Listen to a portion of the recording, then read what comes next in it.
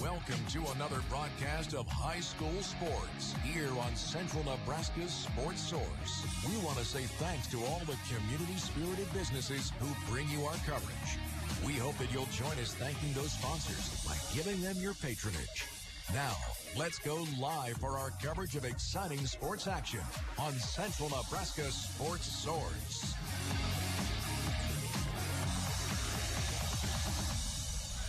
And a good late afternoon, everybody. We welcome you live to Paul Brown Field in Broken Bow, Nebraska, side of the 2023 American Legion Juniors B6 Area Tournament. It's an elimination game coming up in the tournament as McCook and Broken Bow will both try to keep their seasons alive and advance to tomorrow's action. Should be a good one, and we've got it coming up for you live on KBBN Radio. We begin our broadcast like we always do by thanking the great businesses who are making today's broadcast possible. And they include on the radio today, Universal Insurance, Power Solutions, Evans Feed, Borders Law, Kirkpatrick Cleaning, Thrivent Financial, Scott Harvey, your local representative. Also brought to you by Gateway Motors and Broken Bow Legends Neighborhood Grill.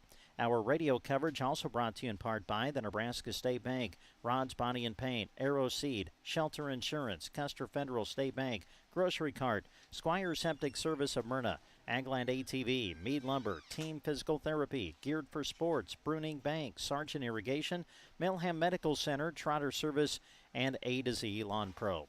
We are also providing a live video stream of today's game as well, accompanied by our radio call, accessible through sandhillsexpress.com. And we want to say thanks to those who are making our video stream possible today. They include Custer Federal State Bank, Mead Lumber, Grocery Cart, Agland ATV, Colligan, Shelter Insurance, Team Physical Therapy, Broken Bow Legends Neighborhood Grill, Pony Express Chevrolet of Gothenburg and Minden, Nebraska State Bank, Agra Affiliates, and Sargent Pipe. Broken Bow and McCook coming up from the B6 Area Juniors Tournament right here on KBBN Radio. Unsubscribing from emails, printing anything. Why are simple things sometimes so complicated? Thankfully, with an Auto Owners Insurance independent agent, getting the right coverage for your business doesn't have to be one of them, so you can get back to more important things, like learning how that printer works. That's simple human sense.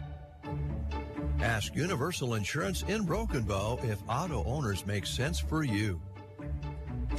Diesel engines have to be tough because they're expected to be reliable. Whether for service calls or work in their shop, call Power Solutions for help with your diesel application. They have parts and know-how that will bring the reliability you need from your diesel engine. Call Power Solutions at 872-5522 or swing by and say hi 1 mile outside of Broken Bow on East Highway 2. Power Solutions, your diesel engine connection and local Vermeer dealer.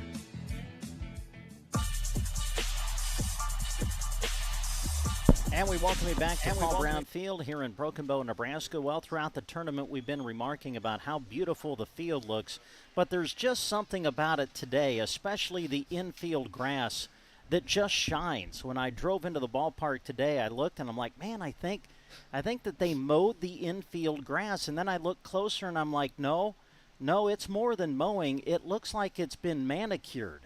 And I'm thinking to myself, who in the world could they get to do such a thing on a Sunday? And then I was told that Dave's Lawn Service and Knife Sharpening business had been here to the ballpark earlier today and apparently has manicured the infield grass. It has never looked better. And ladies and gentlemen, I am honored to say that we have the owner-operator of that business joining us for the call of today's game. We welcome to the broadcast booth, Dave Burney. Thank you, Brent. Thank you very much. That's 2.5 inches exact. Is it? Yes. Man. Now, here's my question. Were you called and asked to come and mow the infield grass, or did you just show up and do it? No, it was a request this morning. It was a request. For me to come in and really level it out for them. And I was able to do that right after I finished up Mom's yard.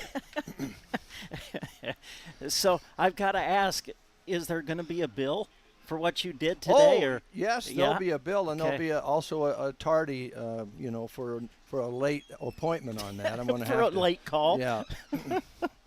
Well, I got to tell you, it does look really nice. Well, in all seriousness. Oh, it was fun to do that, and then they had me mow down the foul line there, and I'll be sending a bill for that extra area there. Oh, good. That's the tournament director. How you doing? That was going to be my question. Are you gonna bill the Legion, or are you going to bill the city for this? I'm going to bill Josh. Okay, personally. Because I have a bill from him. I think my charges will come close to what he just recently billed. I bet. Well, hey, it's always fun to have fun at the ballpark, and we are here live at Paul Brown Field in Broken Bow. Continued coverage of the B6 Area Juniors Tournament for 2023. Well, Dave, here we are. This is an elimination game. You got to win to keep your season going. McCook, 1 win, 1 loss. They stayed alive in the tournament by beating Ogallala yesterday. Meanwhile, for Broken Bow, they won their opener in that thriller against Gothenburg, but then lost yesterday to Minden. So, I mean, listen, you just do whatever you can to keep your season going today. That's exactly right, Brent. And the other side of that is to be successful in baseball, you have to forget about yesterday. You got to have a short memory. So they need to erase the game last night and just start fresh again. And they'll tell you that all the way up and down all sorts of leagues. You can't ponder on what took place last night. This is the third meeting of the year between McCook and Broken Bow. They met in a juniors-only doubleheader back on June 25th, and Broken Bow really dominated both games. They won 11-1 in Game 1. They won 12-1 in Game 2. But again, Dave, it kind of goes back to what you talked about. You forget about what happened then because that has nothing to do with today. It's always hard to beat a team 3 times in a year. This will be the third matchup between the two. The one thing we do know is both teams know each other real well. They do, and that's sometimes an advantage, sometimes a disadvantage, but it goes both ways. And it kind of depends on, what these teams have left for pitching, what's the pitch count, who can they pitch, those sorts of things that when you get deeper into the tournament become more and more of a factor. Broken Bow, for the third game in this tournament, will be the visiting team. They'll be in their regular home dugout, but they'll be the visitors on the scoreboard, so we will see them bat first here today. Again, their opponent is McCook. The winner of this game will stay alive in the tournament, and they will take on Minden in an elimination game, which will take place tomorrow evening back here at Paul Brown Field. The winner's bracket final was played earlier today between Holdridge and Minden, and it was just all Holdridge. Holdridge won it. 22-0 was the final. It ended after 4 innings because of the 15-run rule. Holdridge scored 8 runs in the first inning. They tacked on 6 more in the second inning and then cruised to victory. The top seed Holdridge, Dave, definitely positioning themselves in the driver's seat for this tournament. They look very strong, and they were building last year. I think we both realized that when we watched them play in the regional in Holdridge last year. So, yes, they have the upper hand right now. So we're getting ready for this elimination game between Broken Bow and McCook. It should be fun and exciting, and we've got it coming up for you on KBBN Radio. Back to the ballpark after these words. Happy to help bring this sporting event to you live in appreciation of our many wonderful customers. We take pride in providing Central Nebraska with great products at good prices and, of course, unmatched service. Evans Feed is proud of these student athletes and the hard work they exert to keep the winning edge, just like our team at Evans Feed Company. Thank you for your business, and thank you for supporting our local athletes. Remember, Evans Feed, Central Nebraska's feed superstore. Borders Law Office knows that the young people of Central Nebraska are our future, and that's why they support the athletes competing in Legion Baseball. They know they are our future. Mike Borders and Matt Pearl hope you enjoy the broadcast. Swing hard, pitch fast, and slide tough. From general practice to real estate and agricultural law, Borders Law Office in Broken Bow is proud to help bring you this broadcast. Kirkpatrick Cleaning in Broken Bow is a proud sponsor of this sports broadcast, and they wish all of the area teams good luck.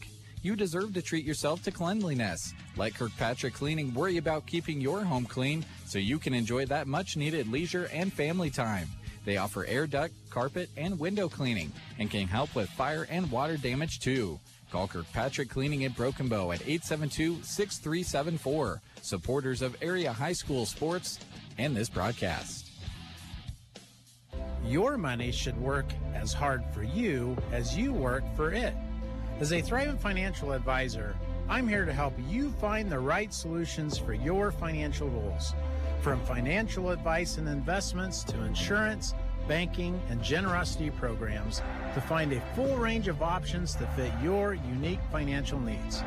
To see how your money can do more, call Thrivent Financial Representative Scott Harvey at 308-872-2511. Gateway Motors has what you're looking for when it comes to your search for a new vehicle. High inventory. That's right. The Gateway Motors lots have cars, trucks, and SUVs ready for you to check out. You name it, they've got it. They have more vehicles on their lot than a lot of places, which is exciting because they can easily find the right one for you. Don't forget, new and pre-owned vehicles with less than 100,000 miles come with warranty forever. Go see your friends at Gateway Motors in Broken Bow, home of Warranty Forever. Holy smokes. Did you hear that, Christy? My stomach is talking. Well, you better feed it then. This might be time for me to try some pizza at Legends in Broken Bow. I heard they have a great variety. Don't they have that one that has Dorothy Lynch on it? Yeah, I think it has tri-tip steak on it too. It's called the Nebraska Pizza. I'm going for the Jamaican chicken though. I just looked it up. Pizzas are $3:30 to $6:30, Wednesday to Sunday. And I'll wash it all down with happy hour, 250 wells, wines, and Busch Light drafts. Broken Bow Legends Neighborhood Grill on the square. We've got spirit, yes we do. We've got spirit, how about you? Here at Nebraska State Bank, we've got school spirit. Introducing mascot debit cards from Nebraska State Bank.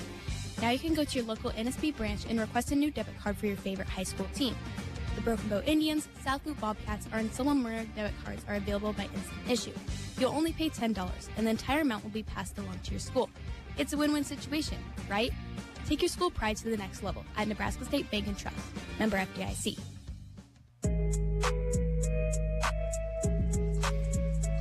And again, we welcome you back to Paul Brown Field here in Broken Bow. Another beautiful day for baseball here at the area tournament. Currently 81 degrees, variable winds at 5 to 10 miles an hour. A little more sunshine today, a little warmer than it was yesterday, but a beautiful day indeed as we get ready for McCook and Broken Bow. The winner of this game will stay alive in the tournament. They will take on Minden in an elimination game tomorrow back here at Paul Brown Field.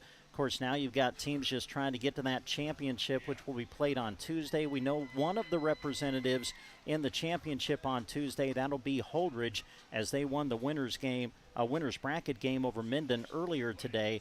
Very impressively, 22-0 was the final there. So Holdridge really hasn't even been tested yet in the tournament, and they will play for the championship on Tuesday. So of the teams remaining, Broken Bow, McCook here today, Minden, who will play in the elimination game tomorrow. Of those three teams, you're looking at one of those three teams advancing to play Holdridge, where they would have to beat Holdridge twice to win the championship on Tuesday. Holdridge, meanwhile, just one win away from claiming the title. Well, as we get ready for the top of the first inning, we look at Broken Bow's lineup, and they're kind of shaking things up a little bit today. Now, in the leadoff spot will be Coy Wardeen. That's where he usually is. He had a great day yesterday, collecting 3 hits. He was 3 for 4. Behind him, though, Owen Hartman moves up into the number 2 spot today, and he'll be followed by Max Denson. Those are the 3 due up as we start play now in the top of the first. Coy Wardeen swinging at the first pitch, grounder to second base. The out retired 4-3. 1 pitch, 1 out, and we are underway here at the area tournament. Hardly had time to look up and see that play happen, but they really got going quickly there. First pitch, first out.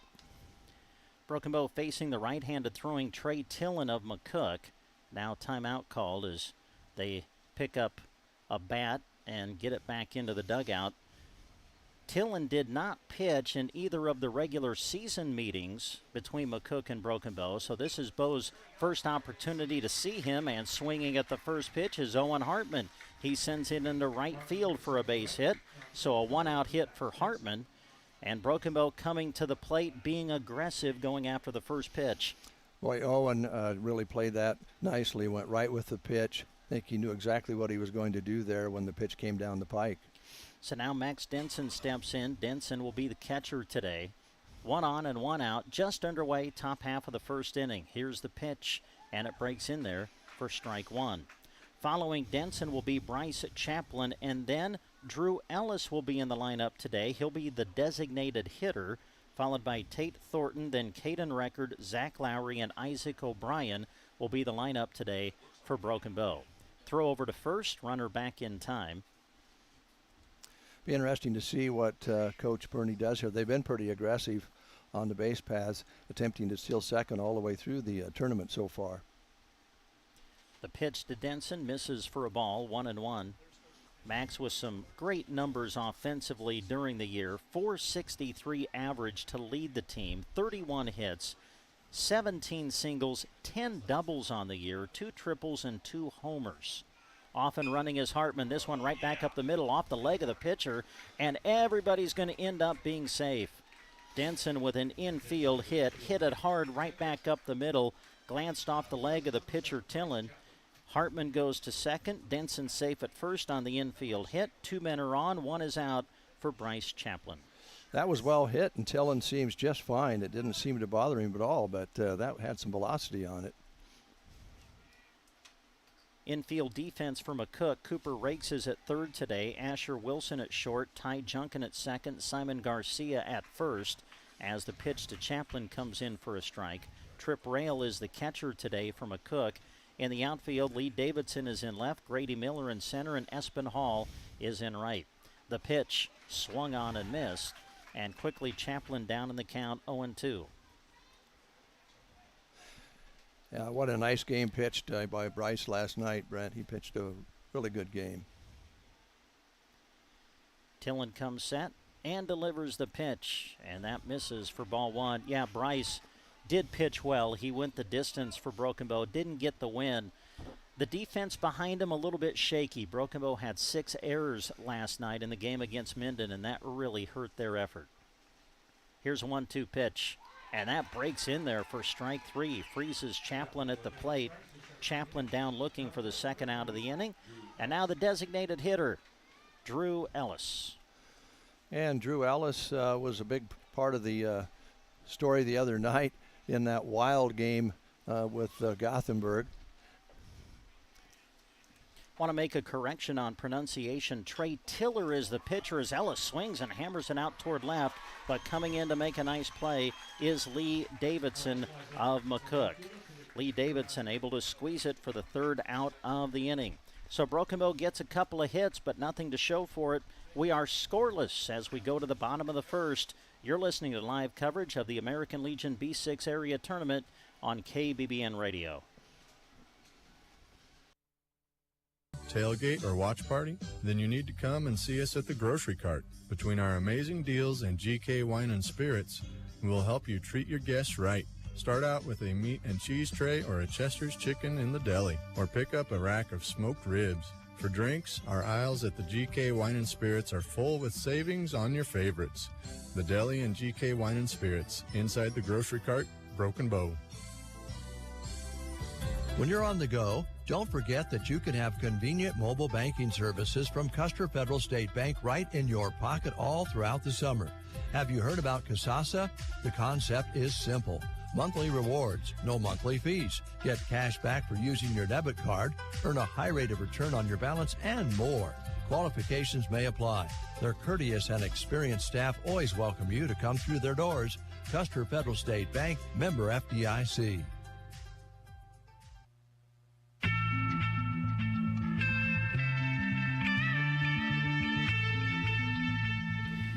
And we come back to Paul Brown Field here in Broken Bow. We go to the bottom half of the first inning. No score as Owen Hartman will toe the rubber today for Broken Bow and get the start. We look at Owen's numbers through the season coming into the tournament. 0-2 record. He's pitched 15 2/3 innings. He'll be making his 9th appearance of the season. Has given up just 14 hits so far on the year. Has given up 17 runs, but only 4 of them have been earned. He has walked 25, has struck out 29. His ERA, a very impressive 1.787. So when you look at those numbers, Dave, obviously you look at the walks, 25. Important for Owen to throw strikes, try to get ahead of the hitter, and limit those free passes today. Yeah, you read my mind. That's a number you'd like to see way down on this particular contest. Anytime you put men on the base for free, you're asking for trouble. And I'm sure that Owen will do his best to throw strikes tonight. He's got a nice delivery. He's a good athlete. He plays just about everywhere on the field. And tonight he's pitching, and we wish him the best. Hartman is making his second appearance of the tournament. He did pitch on Friday against Gothenburg, threw 27 pitches that night, and now gets the start in this elimination game against McCook. And the first man he'll face is the McCook designated hitter, Noah Mashek, as the first pitch comes in for a ball, 1-0 the count.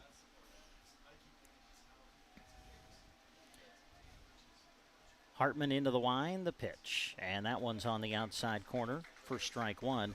Mashik was very impressive yesterday for McCook in their win over Ogallala. Went 2 for 3 with 2 runs scored and had a run batted in. The 1-1 pitch on the outside corner again, 1-2. Looks like the hitters are going to have to protect that outside of the plate. Hartman into the wind, 1-2 pitch right down the middle, and Mashek goes down looking for the first out of the inning. Well, that's the way you'd like to start, Brent. That's some good pitching to start things out. A couple on the outside corner and one right down the middle.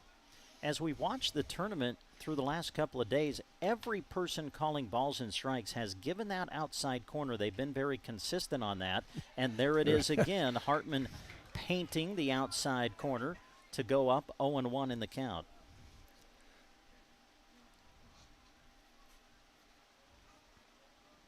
The pitch from Hartman. This one misses. 1-1. Ty Junker, the second baseman, is the batter for McCook. He'll be followed by Trey Tiller and then Cooper Rakes for McCook here in the bottom of the first. The pitch outside, scooped up nicely by Denson, and the count goes to 2-1. Owen works pretty quickly. He doesn't take very much time between pitches, which is fine. Gives that batter notice that they need to pay attention. The 2-1 stays up just a little bit high, and now the count 3-1. We're in the bottom half of the first. Broken Bow got a couple of hits in their first at bat, but could not score. Now McCook batting in the bottom of the first inning. This one put in play to the left side and through the hole between third and short. And with a one-out hit, Ty Junker as he is safe at first base. Well, that was just a pure base hit. Couldn't quite get the glove on it. Between the shortstop and third baseman, exactly what you want to do if you're wanting to get started with your offense. So now the McCook pitcher, Trey Tiller, will step in. 1 on and 1 out here in the bottom of the first inning. Hartman comes set and delivers out of the stretch, and it's in there for a strike. Again, catching the outside corner. Yeah, they're gonna have to squeeze the plate a little bit, maybe. Tiller kind of an open stance. Yeah. Getting ready to take the 0-1 pitch, and this one popped up into shallow right field, going out to second baseman Lowry, and he will reach out and make the catch. Looked like trouble for a minute, but he regrouped and made the play. We do have a left or right wind tonight. Not a big factor, just comfortable. So now Cooper Rakes, the third baseman, will step in. 1 on, but now 2 are out. I should correct that, right to left wind. Going to blow out to the left field just a little bit. Hartman takes a peek at the runner at first. Now delivers to the plate. Pitch up high. 1-0 the count. Rakes was another guy who had a good day at the plate yesterday for McCook. Went 2 for 4 with 2 runs scored and 1 run batted in. As McCook stayed alive in the tournament with an 11-5 win yesterday over Ogallala. That pitch misses, and now the count 2-0.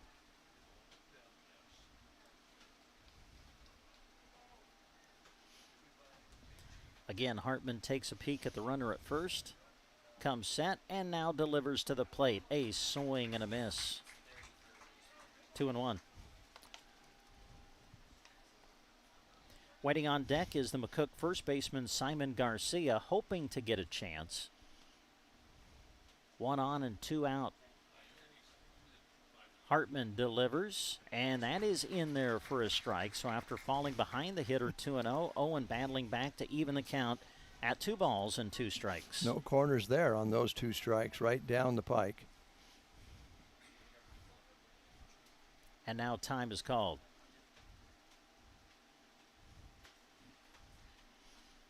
Rakes the batter, calling time, steps out of the box. Now steps back in and gets ready to receive the 2-2 pitch.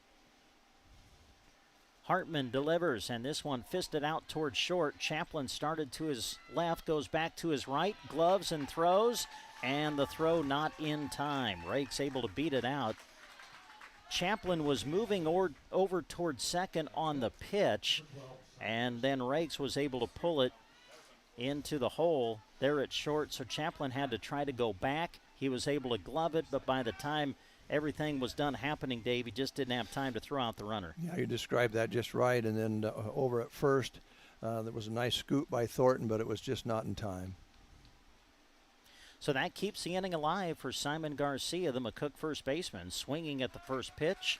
Foul tipped into the glove of Denson for strike 1. Well, what both coaches are hoping for is quick innings, not a lot of pitches thrown, and that will make a difference in the ball game, late innings. Hartman delivers to the plate, and this one sent out toward left field. That's going to be a base hit. Junker is around third. They're going to send him home. Throw to the plate, not in time. Runners advancing to second and third. McCook with the first run of the game, and McCook leads 1-0. Well, shallow left field, no chance of getting it, and the base runners were on the go since there was 2 outs. And when the ball came in to Max Denson, he thought about going to second, but he held the ball. So we have guys that are on second and third now for McCook. So Garcia, with the base hit, drives in a run, able to advance to second on the throw that came into home. So Rakes is at third, Garcia at second. The inning keeps going for the McCook catcher, Trip Rail, and he hammers one up the middle for a base hit. Here comes Rakes. He will score. They're going to send the runner around third. Throw coming in off target. Able to advance to second and taking a wide turn there is Rail, but he will stay at second base with the base hit. McCook putting together a 2-out rally, and they now lead 3-0. That's where you would like to see maybe hit the cutoff man in those instances, but that throw may have been more effective as far as potential out if it wouldn't have been up the baseline. So now Lee Davidson, the left fielder, will step in, and Hartman will step off for a moment.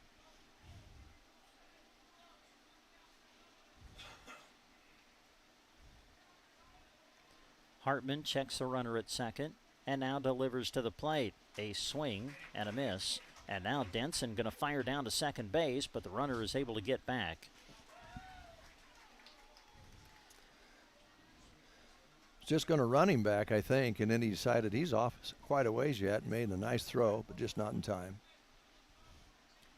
Davidson steps back in, gets ready to receive the 0-1 pitch. Now Hartman is going to step off the mound and look Rail back to second base. Well, Broken Bow retired two of the first 3 in this inning, but McCook able to put together a rally with 2 out here in this first inning as the throw goes to second base. So Trip Rail at second base now starting to get a lot of attention. Yes, he is. He's getting a good lead each time. Hartman delivers to the plate, popped him up. Calling for it is who? Chaplin, the shortstop, will take over and make the catch. So Davidson pops out to the shortstop, Chaplin, to end the inning. However, McCook able to collect 4 hits in the inning. They score 3, and as we go to the second inning, McCook leads at 3-0. You're listening to live coverage of American Legion Baseball on KBBN Radio. Start with a trip to Arrow Seed. Keep your lawn looking green and lush with an array of lawn fertilizers and weed killers. They have insect control products to rid your lawn of over 25 different insects, including fleas, ticks, and chiggers. Fertilizers, fungicides to fight blight, dust and sprays for insects, and weed killers for your vegetable and flower gardens are also available at Arrow Seed. Stop into Arrow Seed on North 10th Avenue in Broken Bow today for a green lawn and bountiful garden. When your car gets dented, dinged, smashed, or smacked, the last thing you should have to worry about is it being in the right hands to get it fixed. When you choose Rod's Body and Paint in Broken Bow, your vehicle will leave their shop looking great. Don't forget, Rod can also help you with those windshield chips. Take care of them before they get worse and cost you more money. If your windshield already needs replaced, they can do that too. Rod's Body and Paint on Curb, west of Broken Bow. Did you just finish your big landscaping project but unable to stand up straight to enjoy it? Team Physical Therapy can help. Call 872-5111. Did you slide into second but unable to make it home due to a sprained ankle or pulled muscle? Call your movement rehabilitation specialist at 872-5111 in Broken Bow or any of our locations in Gothenburg, Burwell, Kearney, Callaway, or check us out on the web at myteampt.com, 872-5111. Back to Paul Brown Field. We are underway now in the top half of the second. Tate Thornton will step in and lead it off for Bow here in the second, swinging at the first pitch and fouls it straight back for strike one. Trey Tiller into the line, delivers the pitch, and it's outside for ball one. Well, in the first two games of the tournament, Thornton was in the number 4 spot, dropped down to the number 5 spot here today. Tiller into the line, the pitch, and Thornton fouls another one off to make the count 1-2. And he's had some nice hits in some clutch situations this tournament that we've watched, and you just hope he can get it started for the team here. The pitch swung on and hammered into left field for a base hit. Tate Thornton with a leadoff hit to get things started here in the second. Now to the plate, Caden Record. Waiting on deck, Zach Lowry, and then it would be Isaac O'Brien. So Broken Bow now going through the bottom of their order, which certainly has provided some good production for Broken Bow, especially when you look back at the game against Gothenburg the other night. Broken Bow got a lot of production from the bottom of their order. They did, yeah, and you got to have that. Here's pitch from Tiller, and it's outside for ball one. Record on the season, batting .250 for the year. 12 hits on the year, 9 of them singles. Has 2 triples. Here's pitch, and it's outside for a ball. Well, so far it's been a very clean game. I know it's early, but it's all been base hits so far. Yeah, they've been legit, for sure. Thornton, the runner at first. The pitch, a swing and a miss by Record. And the count goes to 2-1. Again, this is an elimination game. McCook lost their first game of the tournament. Came back and won in the elimination round yesterday against Ogallala as Record swings and pops this one up into shallow right field, going out the second baseman, Junker, and he will squeeze it for the first out of the inning. Well, you like to see those players communicate, and they did just that. As that was one that could have been another problem hit high and fading to the right, but the second baseman took it, and right fielder did the right thing and stayed just behind him. So now Zach Lowry will step in. Here's the pitch up high for ball one.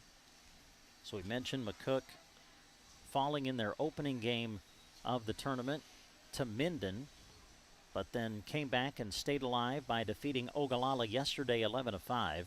The pitch, a swing and a miss, and the count evens at 1-1. For Broken Bow, they had that crazy, remarkable, and thrilling win over Gothenburg on Friday night, 10-9, and then dropped a 9-5 decision yesterday to Minden. Here's a 1-1 pitch. Swung on, and that one into right field for a base hit. Thornton will go to second. He'll turn and stay put there. So Zach Lowry able to take it to the opposite field. And Broken Bow has 2 men on with 1 out. And Thornton was held at second, probably a good thing. He did bobble it a little bit out there in right field, but not enough to give him the go.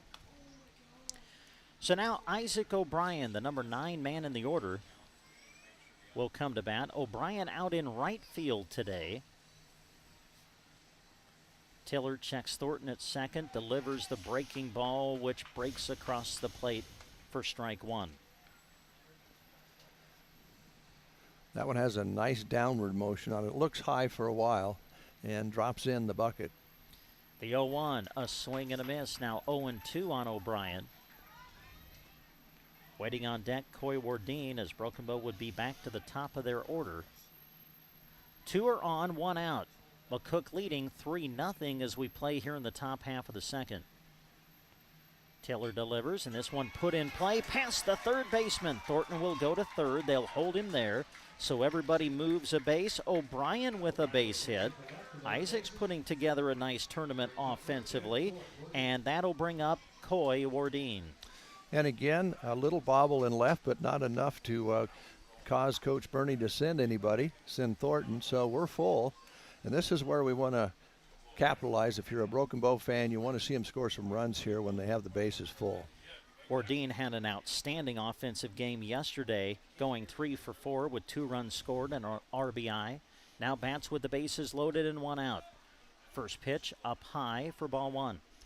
One thing that Broken Bow doesn't want to see for sure here is an easy grounder for a double play.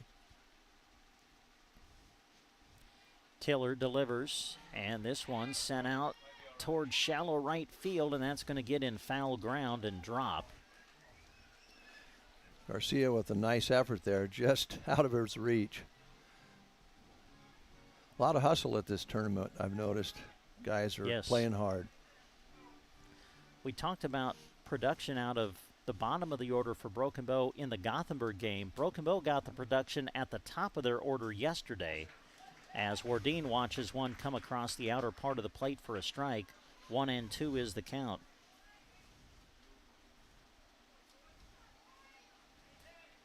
Big opportunity for Bow here.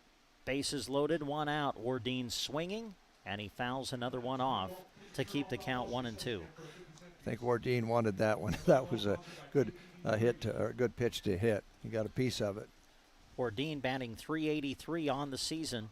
23 hits on the year, 19 of them singles, 3 doubles and a triple. Here's the 1-2 pitch, a swing and a miss.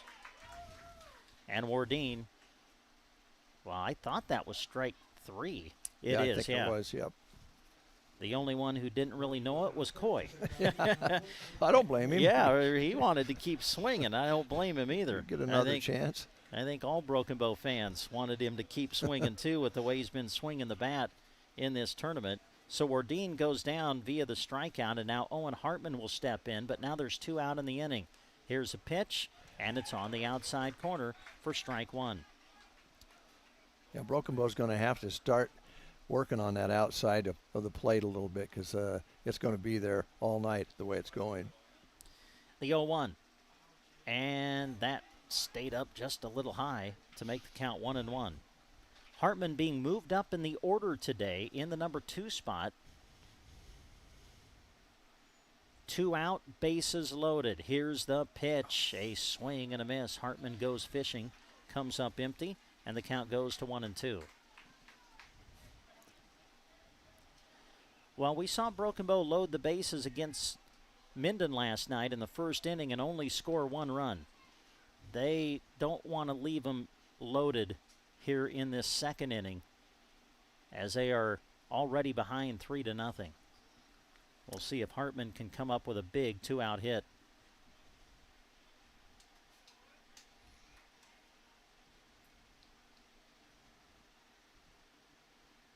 Here comes a 1-2, and this one slapped but foul, and the count stays 1-2. Well, Hartman is really handy at going to right field, and boy, wouldn't that be nice if he could get a base hit to right with the bases loaded. Right now, we just want him to put it somewhere in fair territory as a base hit if you're a Broken Bow. Here's 1-2. Oh, wait. Time is called. Is it a balk? Yes, it is. They called a balk on Tiller, so that will allow a run to come in to score. And we have seen the balk call a few times throughout this tournament. Brent, I don't remember being called as often as it has been in the games that we've come and watched. But I think it's okay if they're calling them the same, and they just seem to know. I don't totally understand a balk, but yeah, but an umpire has to, and he does a good job of explaining to the players when he calls it if they ask. Tiller threw a beautiful breaking ball that was really close. Good eye by Hartman, not swinging. It was called a ball, and the count is now 2 balls and 2 strikes. Runners at second and third, but 2 are out. Here's the pitch, swung on and fouled off again as Hartman hangs tough at the plate.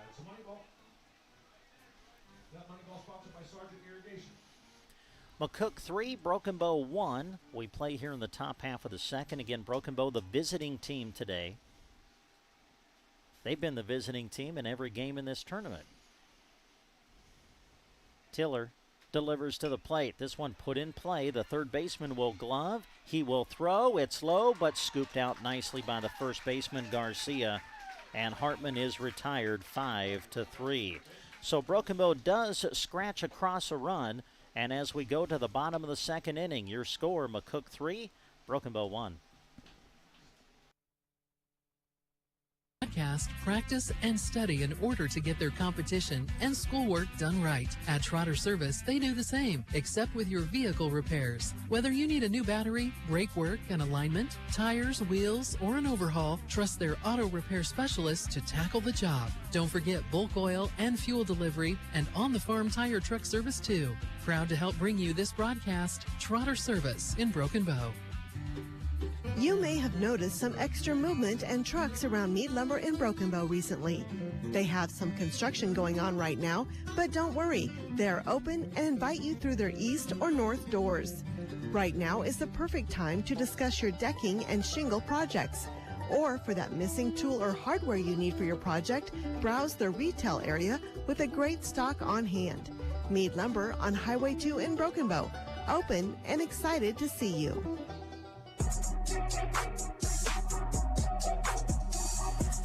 And we come back to Paul Brown Field. I don't think that I've given you the Broken Bow defense yet, so let's take time to do that now. Owen Hartman on the mound doing the pitching, throwing to his battery mate Max Denson behind the plate doing the catching today.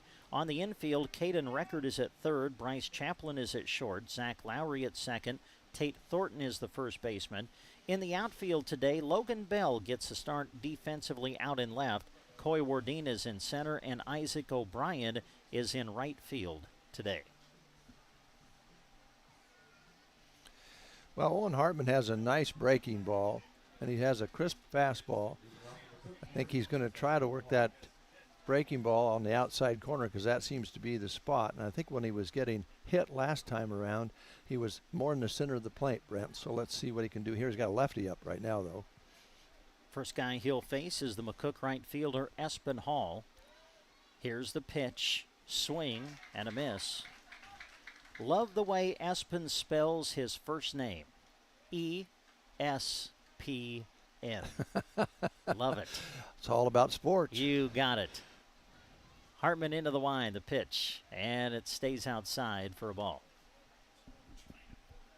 Hall followed by Asher Wilson, and then back to the top of the order for the DH, Noah Moshik. Those are the three due up for McCook here in the bottom of the second. Hartman delivers to the plate. That one fouled off, and the count goes to 1-2.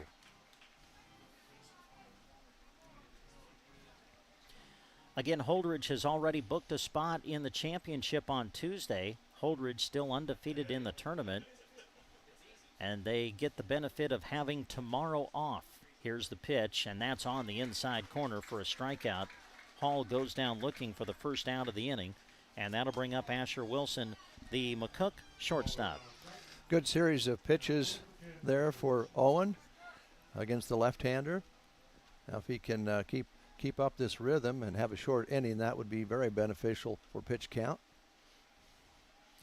Hartman ready to deliver his 26th pitch of the day, and that one on the outside corner for strike one.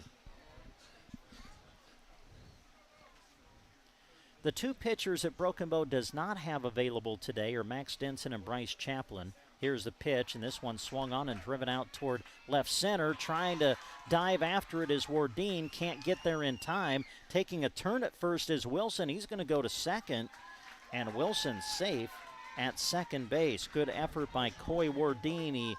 He was motoring really hard, but he just couldn't get there in time as the ball fell just outside the outstretched glove of Wardeen, and Wilson is at second base with one out. About one more step, and he would have been there. That was that close, folks. He was really hustling. So now it's back to the top of the order as Mashek, the designated hitter for McCook today, will step in. 1 on, 1 out.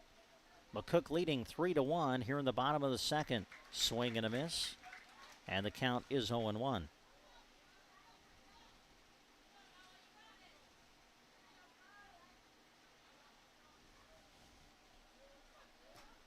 Hartman looks at the runner at second, delivers to the plate, stays up high for ball one.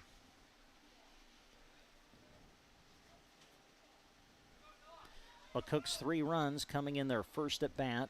Broken Bow able to get one back in the second. 3-1 our score as Hartman delivers to the plate. Swing and a miss. That was a nice pitch. That was a nice breaking ball.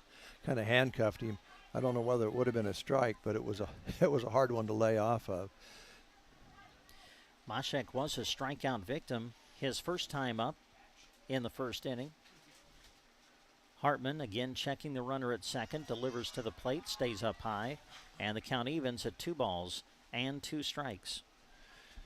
And we should note that the pitches that Owen is throwing are called by Coach Burney, so he doesn't have to make any decisions. He just takes the sign, and there's a inside curveball.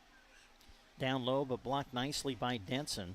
Runner not able to advance from second as the count runs full at 3 balls and 2 strikes. 1 on and 1 out for McCook here in the second as Hartman delivers to the plate, and that is outside for ball 4. And that is the first walk of the game given up by Owen Hartman. So now runners at first and second as Ty Junker will come to bat. Ty is the second baseman today for McCook. Singled and scored back in that 3-run first inning for McCook. Runners at first and second, 1 out as Hartman delivers to the plate. Down low, again blocked nicely by Denson as the runner's not able to advance.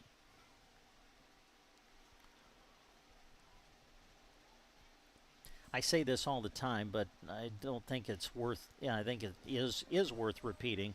Those are huge plays on balls in the dirt when catchers keep it in front of them, especially at this level where the runners don't have the opportunity to advance, as that pitch catches the outside corner and now evens the count at 1-1. Yeah, and we've actually watched some strikeouts that didn't stick because the ball got by, and that really hurts. So when you stop it, it's huge. Now Hartman going to turn and force the runner to go back to second base.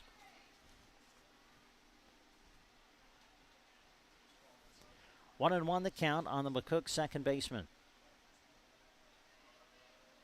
Hartman delivers to the plate. Junker trying to lay down the bunt, but it's going to be bunted foul. Count 1-2. Brent Apperson, Dave Burney with you on this beautiful night for baseball. The B6 American Legion Juniors Area Baseball Tournament. Day 3 of the event. It's been a good one. Hartman delivers the 1-2. A swing and a miss for the strikeout. Now a throw down to first base. Now they've got the runner going to third. Here's the throw and the tag, and they got him. So on the strikeout, Denson threw down to first to check the runner there. Thornton then realized that the runner from second was going to try to advance to third. Thornton throws to Record, who applies the tag, and just like that, the inning is over. That was a swiping tag, Brent, over at third. I didn't know if it was going to be called out or not. Great play all the way around by the Broken Bow defense, and we are through 2 complete. Your score, McCook 3, Broken Bow 1. Back with more after this. Agency to help with our marketing. They pitched impressive visuals and a script that was inspiring. And exotic animal mascots to help grab your attention. In the end, we just decided to tell it to you straight. Shelter Insurance has award-winning customer service at affordable rates. Plus, our local agents are there to help you understand what coverage you need. Contact your local Shelter Insurance agents, Brent Custer or Seth Pearson in Broken Bow.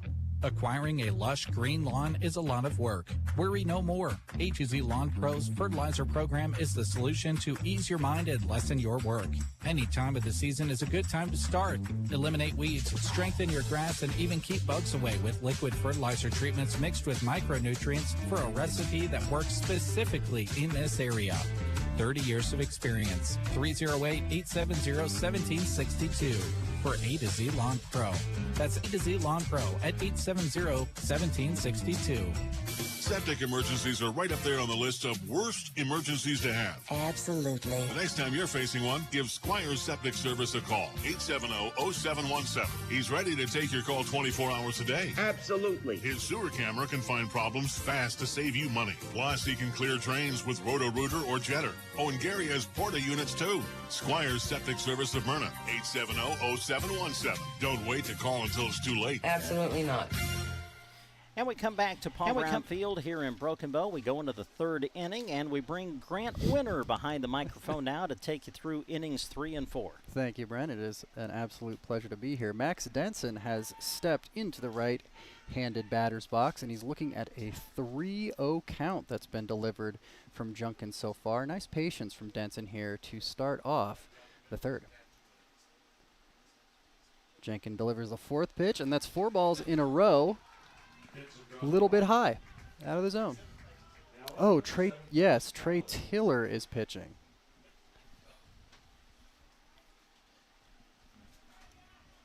Stepping now to the plate is Bryce Chaplin, who takes a strike on the outside corner. Again, that has been called just about pretty consistently all tournament long. Yeah, and I think that's kind of been impressive because you have different umpires calling the balls and strikes throughout the tournament, but they've been very consistent with that outer part of the plate. Tiller tries to hit that outside corner again, but can't quite. It's 1-1 now to Chaplin. Steps back in. Denson a modest lead on first. Tiller delivers. Denson is going for second. The throw down is there, but it's not going to be in time, it looks like. Denson got under the tag. Nice bit of base running. Yeah, that was a close play. Good throw by the McCook catcher. Made that play close, but Denson was able to slide in safely. Impressive that he made it, too, because the lead was not all that aggressive to begin with. After the excitement, Chaplin will settle back into the batter's box. Tiller delivers. Chaplin gets a hold of one, but he's going to foul that beyond the first base grandstands. Count is now 2-2 to last night's pitcher. Did a remarkable job, by the way. Yeah, Bryce did throw very well. Just, and that's the third time he's been hit in the head in the past 2 games. So Chaplin will take first base. I don't know what it is, but that's what happens, it seems.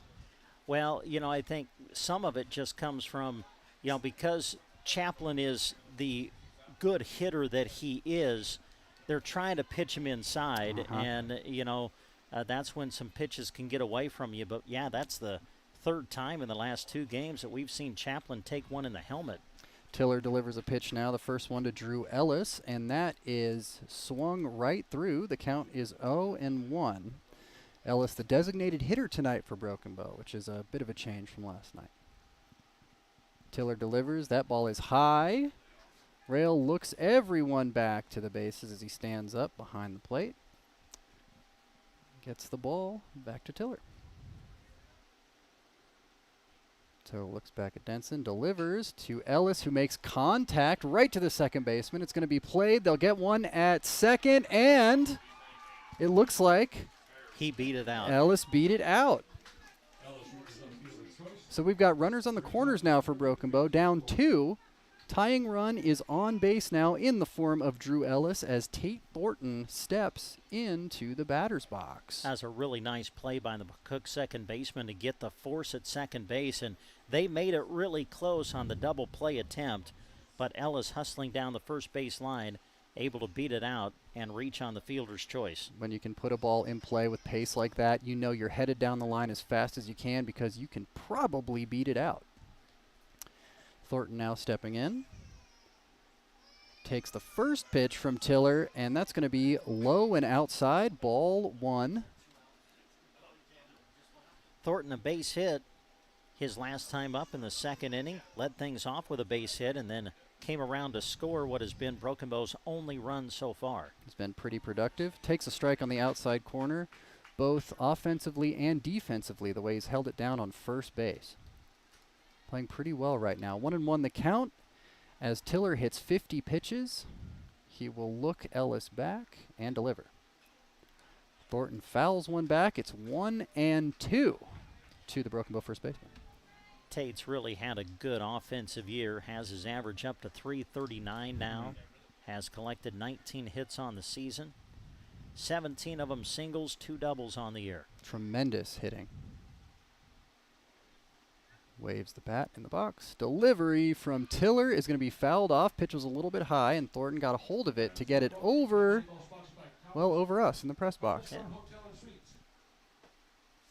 Count remains 1-2. Runners on the corners now for Broken Bow as they trail by 2 here in the top of the third. Tiller delivers. Oh, it looks like we may have another balk. Yeah. Yep, and everyone will advance. That'll bring Denson home. That'll move Ellis to second base. Count remains 1-2, and Broken Bow is now down 1. 3-2 after the balk. Looks like the McCook coach is coming out to ask a couple of questions about what that might have looked like or why.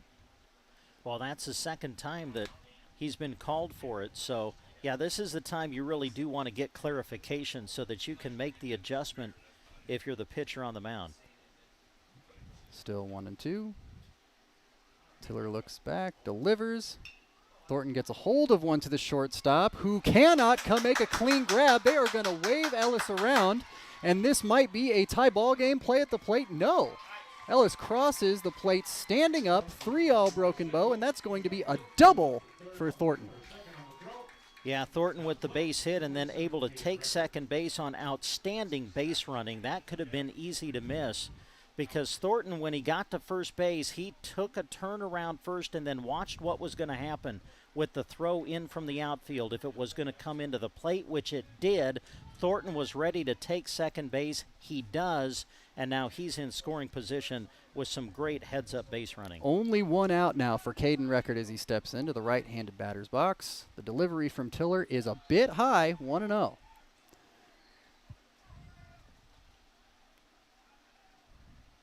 Record gets a bit of advice from third base coach Bernie. Tiller delivers. Record swings right through it. That ball's, the bottom of that pitch just dropped right out. Caden 0 for 1, popped out to second his first time up in the second inning. The 1-1 is high again. 2-1 now to Record. Taps the plate as he steps back in. Tiller looks in for the signal and delivers. Record's got a hold of that one. He sends it to left field, but it looks as though Lee Davidson is going to make the play, and Thornton's going to hold up at second. He gets the ball into the infield in a hurry. 2 outs now for Broken Bow, all knotted up at 3 for Zach Lowry. Yeah, good swing by Record. Lifted it out to left field, but as you said, Davidson had it played really well, and then got the ball back into the infield quickly to hold Thornton at second base. That's a tough read with the sun, too, this time of day. Got to give that kid a lot of credit. The pitch in from Tiller is high, and it finds the zone, 0-1. That high outside corner, again, if you can hit it, it's going to be there. Lowry a base hit. His first time up back in the second inning, but was left stranded at third when the inning ended. Umpire didn't like that. It looked like it maybe have dropped in a little bit too late. The count is 1-1 for Lowry, who is playing second tonight. Thornton's got a lead off of second. He's looked back by Tiller, who delivers high. 2-1 now to the second baseman.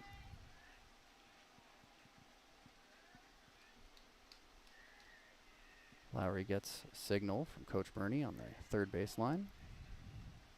The wind and delivery from Tiller. That's going to be high, and that outside corner again. 2-2. Well, what you ask out of your home plate umpire is consistency, and they've consistently called that outside corner. Mm-hmm. And that outside corner again, 3 times in a row will end the inning as Lowry goes down without getting the bat off of his shoulder. But Broken Bow has tied it up. It is 3-all as we head to the bottom of the third. We will be back with that after this.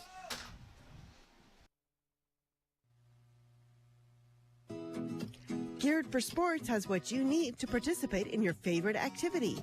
If you're needing something for the season now, they have it. But don't forget to get ready for the fall sports season in plenty of time, too. Cross country, football, and volleyball. Top brands are at Geared for Sports. Shop with them Monday to Friday 10 to 6 and Saturday 10 to 4. Talk to Scott, and if he doesn't have something you're looking for, he'll help you find it. They'll see you soon on the west side of the square in Broken Bow. Agland ATV would like to acknowledge all the local athletes and coaches from our area. We are proud of the athletes for the sportsmanship, hard work, and dedication that they put into each season. Agland ATV knows all about working hard and playing hard, just like a Polaris. Best of luck to all the local teams from Agland ATV, West Highway 2, Broken Bow. ATVs can be hazardous to operate. Polaris adult models are for riders age 16 and older. Always wear a helmet and be sure to take a training course. Polaris machines are not intended for on-road use. Let the games begin. Burning Bank enables you to manage your finances from the bleachers, sidelines, or wherever you are with 24/7 access to your accounts. Check your balances with mobile banking, reimburse friends and family for concession stand goods with Zelle, and even set up automatic payments or reminders to never miss a payment again with Bill Pay. The ball is in your court. Burning Bank is a proud sponsor of area athletics and wishes all student athletes a safe and successful season. Burning Bank, member FDIC. We welcome you back to Paul Brown Field for the start of the bottom of the third inning, and pitcher Trey Tiller for McCook is the first to step to the plate, and he's probably looking to do a little bit of damage after having given up those 2 runs in the top half of the inning. The second pitch to the pitcher is a ball, making the count 2-0 from Hartman, who is about to break 40 pitches here tonight. He looks in and delivers. That's going to be low and outside, so the count is 3-0.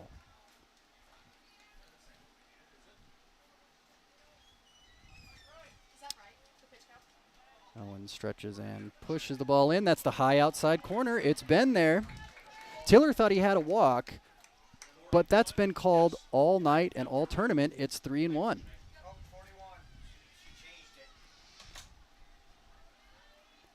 Hartman winds and delivers, and that's going to be fouled off by Tiller. We've got a full count all of a sudden after 3 pitches that may have lost a little bit of control from Hartman. He's battled back, and now we are going to see a payoff pitch. The delivery, high outside corner, he got him. Immaculate pitch from Hartman, exactly where he wanted it. The ball goes around the horn, and Broken Bow has 1 out after a no-swing strikeout. Well, you know, lots of times we talk about hitters trying to adjust to the strike zone. Well, you know what? Pitchers adjust to it too. Mm-hmm. And if they're giving you that outside corner, then you're adjusting that to, oh man, I think they just tossed the McCook coach. Oh my. And I'm going to guess that maybe it was arguing balls and strikes. Mm-hmm. So, well, I'm not sure who. I think maybe they're tossing someone from the dugout.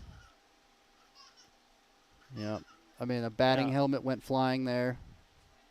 We've got some hot words exchanged there from the McCook third base dugout, and away someone goes.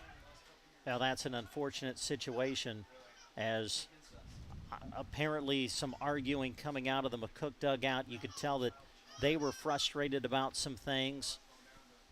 I mean, up here it's hard to tell exactly, what the frustration was. I have to guess that maybe it was the strike zone with some of those borderline pitches that got called. But as it is, one of the McCook coaches sent out from the dugout and no longer will be able to participate in this game. And it looks like the other one won't stop chirping either. There's a lot of tension there from the third base dugout. Well, that's always a difficult thing to see. When you're playing in these tournaments, listen, you've got a lot of competitiveness out there on the field and emotions can run high, but that's always an unfortunate thing to see. So McCook now, they're going to have to just kind of regroup and get their emotions back in check now, as I think that Broken Bow might be making a pitching change. It might be right there. Who do we see coming on? Of course, the pitch count is something that Broken Bow's really going to be watching now. And you talk about strategy. As we mentioned, you're in the elimination bracket now. So you're having to think of a whole lot of things when you're trying to balance your pitching staff now, because obviously the first thing you got to do is you got to win, because if you don't win, then the season is over. But if you do win, then you got to think about the next day. You always have to have that in mind, because you're like, okay, I've got to have some arms ready for tomorrow. But also you're thinking about not just tomorrow, but what if you can make it to Tuesday? Now you've got to have arms available then. And remember, whoever comes out of this elimination bracket now, if they get, or whoever gets to Tuesday now out of the elimination bracket, in order to win the tournament, you've got to beat Holdridge twice on Tuesday, which really extends your pitching. So there's a lot of strategy going on right now. So they make the decision to pull Owen Hartman, as he's at, I think it was 43 pitches. So that means he would be required just 1 day rest. So if Broken Bow could advance, Hartman, would not be available to pitch tomorrow, but he would be available if they can get to Tuesday. So many things to think about, and so much strategizing that goes on in these tournaments, especially with the pitch count rule. And we'll actually see Caedmon Jensen, it looks like, take the hill for the first time tonight. And he is warming up as we speak. Maybe it also gives everyone a chance to kind of calm down a little bit after seeing what just unfolded. Yeah, that's a good point. Got the Broken Bow infield there, convening around the shortstop position. The outfielders lounging in center. Max Denson now from behind the plate takes off the mask and exchanges a bit of encouragement with Jensen as he walks back up the hill. Denson now to Coach Burney out of the first base dugout. Well, coming into the tournament, Caedmon had thrown 5 2/3 innings. He'll be making his 4th appearance of the season. His record is 0-1. He does have a save and 1 save opportunity. Has given up just 8 hits in 5 2/3 innings, but has given up 14 runs, 7 of them earned, has walked 7, and has struck out 3.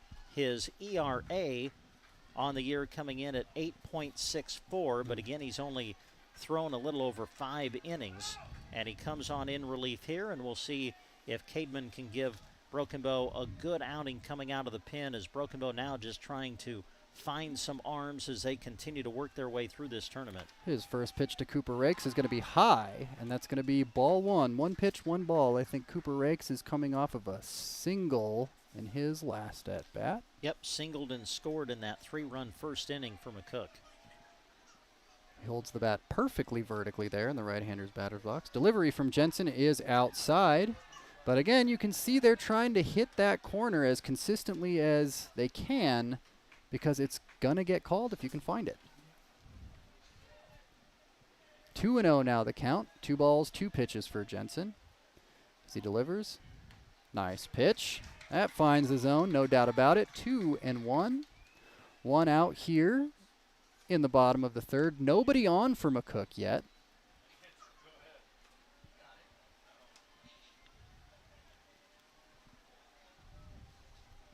Jensen with the delivery. The bottom fell out of that pitch. Not exactly when he wanted it, a little bit low. So it's 3-1 to the McCook third baseman. Jensen gets the sign and winds. That ball is going to be far outside, almost into the left-handed batter's box, and we will see a base runner for McCook as Rakes jogs down the line, taking first. First baseman Simon Garcia now stepping to the plate.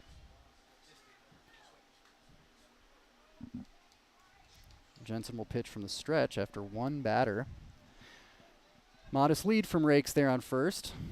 Jensen still looks him back and now gets into form. Delivers. High and outside. Denson looks, Rakes back to first base. And nobody moved. Good old-fashioned standoff there. As Jensen reloads on the mound.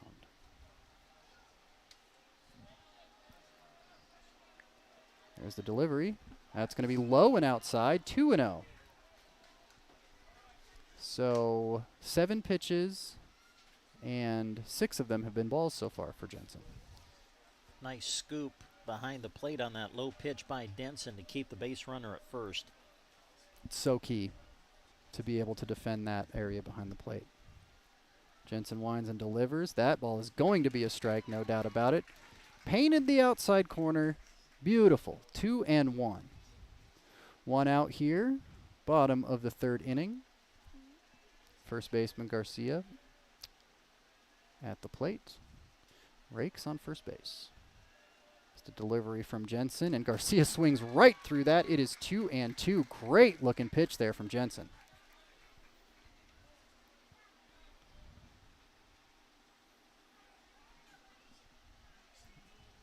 Garcia takes a walk around the batter's box and resets.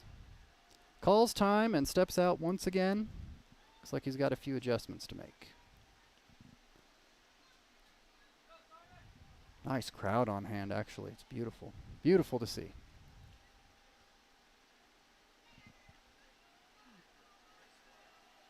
Jensen delivers. That's going to find the zone. A strikeout once again. Garcia didn't get the bat off his shoulder. Nicely done for the second batter that Jensen faces. Yeah, that was a big quality pitching there by Jensen, especially coming off the walk, being able to come right back, find the strike zone, and then end up striking out Garcia. Trip rail. Now the catcher steps in again on that well-worn right-handed batter's box. Modest lead from Rakes once more at first. The delivery. Nice pitch that finds that outside corner. It's been there all night. 0-1. As Jensen walks around the mound and resets. Thornton holding Rakes pretty closely there at first. Jensen looks him back and delivers.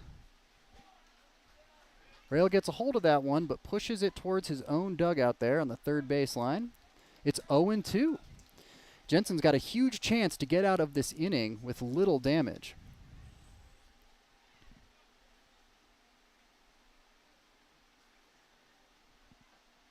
Rail adjusts his helmet. Jensen looks and delivers. That outside corner swings right through it, does Rail, and he's going to go down for the third out.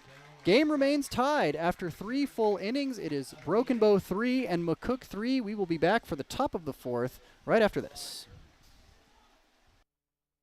Irrigation may be known worldwide, but their roots are right here in central Nebraska, something they are very proud of. They hire right here in the heartland and know their success is due to those quality employees. As a way of showing support for the community, Sargent Irrigation sponsors high school sports broadcasts so those unable to attend can follow the action. Enjoy the broadcast, sponsored in part by Sargent Irrigation in Broken Bow. Melham Medical Center is dedicated to partnering with you to inspire healthy living through quality care with integrity, respect, and responsibility. We know our most important resource is our employees. The best planning, equipment, or facility mean nothing without an amazing staff. Rewarding career opportunities are available. Visit melham.org/careers to see current openings and to apply. Melham Medical Center, large enough to serve, small enough to care. Folding a fitted sheet, programming the thermostat, matching your socks. Why are simple things sometimes so complicated? Thankfully, with an auto owner's insurance independent agent, getting the right coverage for your home doesn't have to be one of them. So you can get back to more important things, like finding that missing sock. That's simple human sense.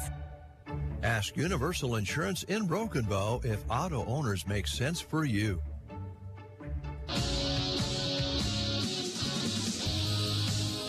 And we welcome you back to Paul Brown Field for the top of the 4th inning. We are hearing now that the reason for the ejection was the coach's complaints were that Owen Hartman was balking as he was winding up as part of his pitching motion.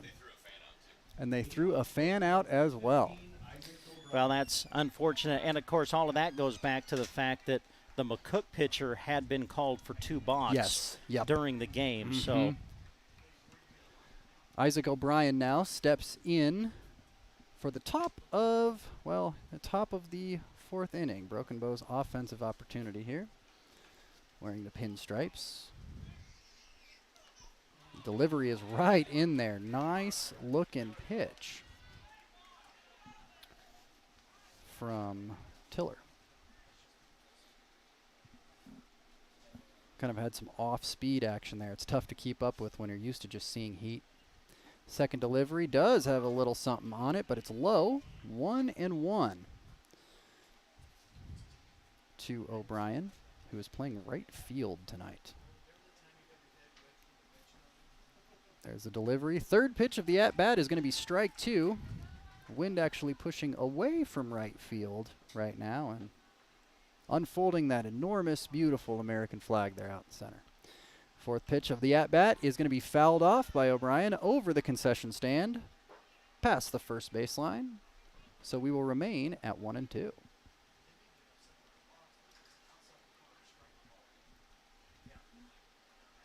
Tiller now, nice off-speed pitch on the outside corner and gets O'Brien for the strikeout. That is the first out of the inning. And we'll get back to the top of Broken Bow's order with Coy Wardeen. Well, Wardeen, who was 3 for 4 last night against Minden, 0 for 2 today, has grounded out to second and struck out looking his last time up. Third time, though, now he gets a look at Tiller here in this game. And sometimes just those repetitions are what's really important. That first pitch to Coy is going to be high for a ball. 1-0 now. As Coy measures it up with his bat. Takes the pitch once more. That's awful close. It looked like Rail was trying to hold it in there to show it was a strike, but it missed. 2-0 is the count. Like what Tiller did there, too. He just calmly looked into the umpire, said, "Where did I miss?" Umpire said, "Up high a little bit." Tiller said, "Okay." Now comes back with a pitch that Wardeen swings and misses on for strike 1. It was a great-looking pitch, too. Right in the zone. 2-1 in the delivery. At high outside corner, 2-2 to the center fielder.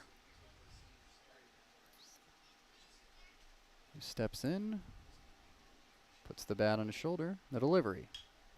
And Coy's going to get a hold of that one. It looks like an incredible grab made by Grady Miller there in center field. Covered a lot of ground. Looks like he was maybe 8 feet away from the infield there. That was a terrific catch. Yeah, that ball hung up in the air and just didn't fly out, I don't think, quite as far as McCook may have thought it was going to, and Miller just kept coming in, and made a fantastic play out in center field for the out. Yeah, the second out of the inning, and now Owen Hartman is at the plate. And he'll take the first pitch. It's a little bloop there to the first baseman. Tiller can't quite get there, nor can Simon Garcia, the first baseman, so that's going to be a base runner here for Broken Bow. in the top of the fourth with 2 outs. Yeah, Garcia came off the bag to go field that ball, hit to the right side. And I think that he realized nobody was covering for him at first base, so he knew that he was going to have to grab it and then try to beat Hartman to first base, and I think that may have caused the bobble a little bit as Hartman ends up being safe on the air. Trip Rail now makes his way out to the mound to discuss things over with Tiller. The entire infield will be coming in fact. And it remains to be seen what will happen here. 73 pitches for Tiller so far. We are in the top of the 4th inning. And again, kind of talked about this earlier. It's going to be managing your arms at this point and managing your appearances if you anticipate, as both of these teams do, to make it to Tuesday.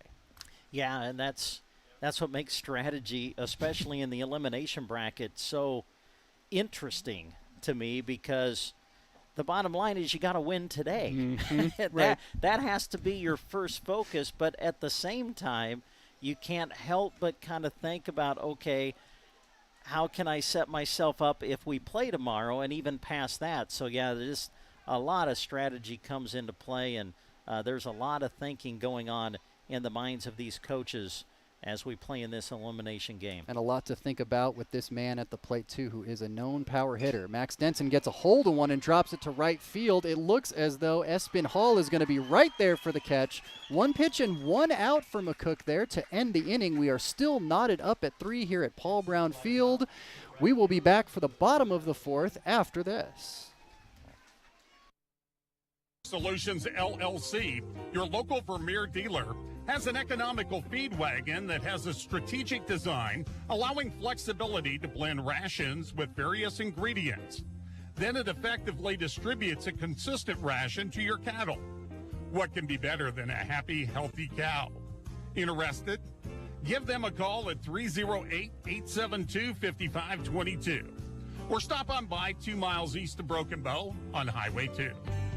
Evans Feed Company is happy to help bring this sporting event to you live in appreciation of our many wonderful customers. We take pride in providing Central Nebraska with great products at good prices and, of course, unmatched service. Evans Feed is proud of these student athletes and the hard work they exert to keep the winning edge, just like our team at Evans Feed Company. Thank you for your business, and thank you for supporting our local athletes. Remember, Evans Feed, Central Nebraska's feed superstore. Borders Law Office knows that the young people of Central Nebraska are our future, and that's why they support the athletes competing in Legion Baseball. They know they are our future. Mike Borders and Matt Burrow hope you enjoy the broadcast. Swing hard, pitch fast, and slide tough. From general practice to real estate and agricultural law, Borders Law Office in Broken Bow is proud to help bring you this broadcast.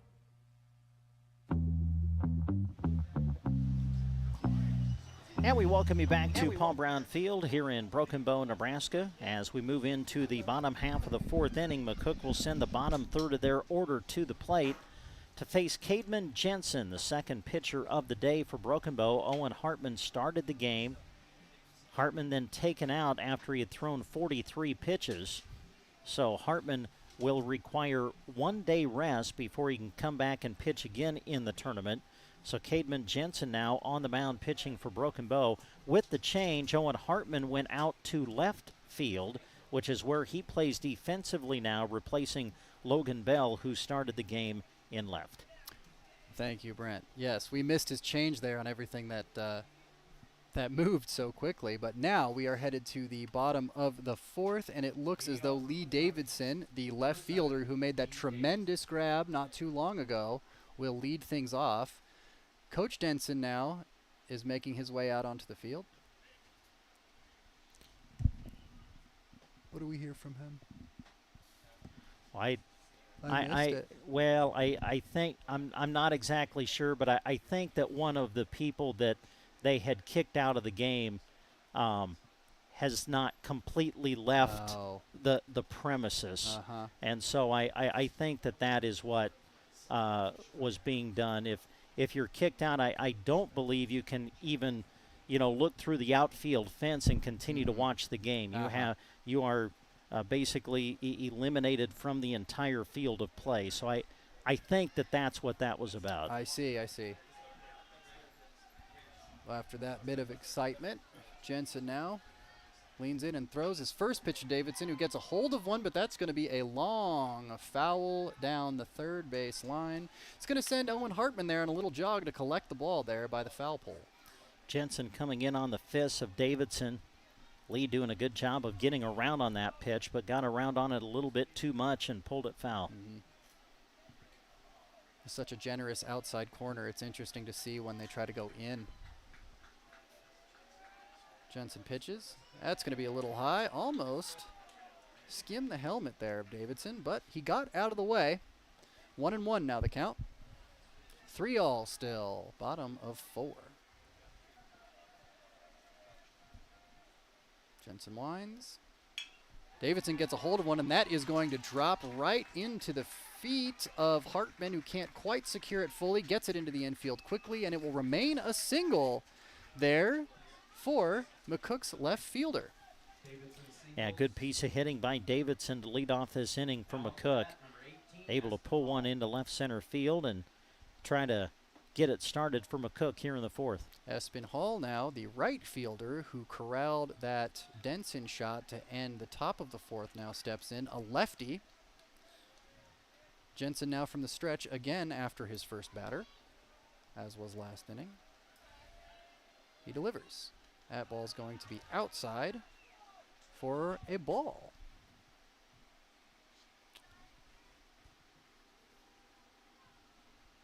The lefty Hall steps back in, checks his footing. Modest lead there from Davidson on first. Jensen delivers. Nice pitch, should be a little high. 2-0. Bit of grumbling there from the crowd about what was wrong with it. Well, the corners have been there, but the pitch at the top of the zone has not been there. It's almost like a U through this game. Delivery and they've been consistent with that too. High and outside. It's probably tough after facing so many right-handers in a row to suddenly be confronted with Hall, who is standing on the left side of the plate.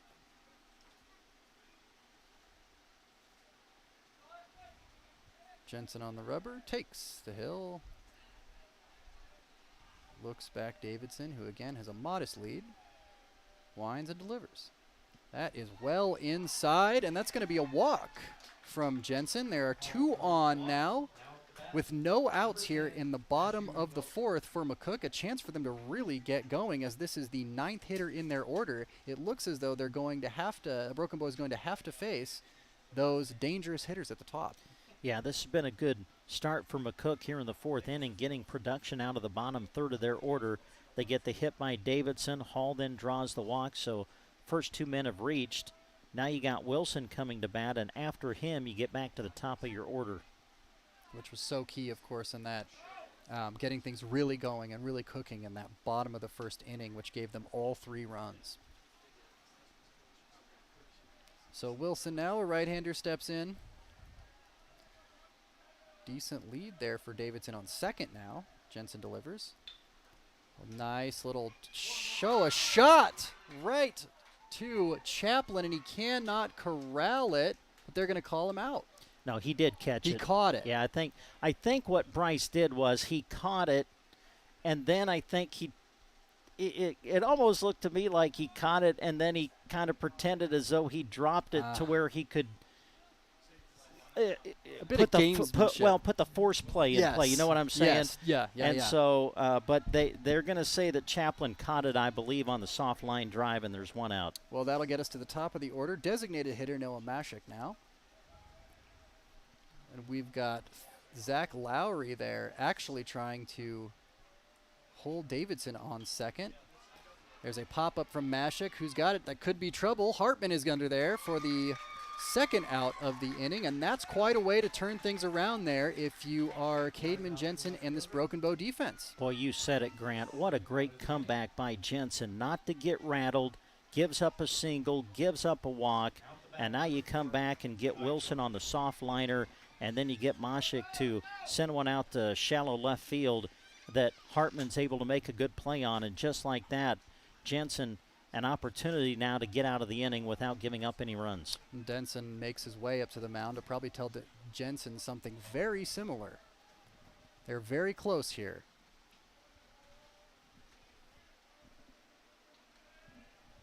Looks as though Ty Junkin is going to plant a ball right at Hartman's feet. They are going to, nope, they hold all the runners. Nice bit of hitting there from the second baseman.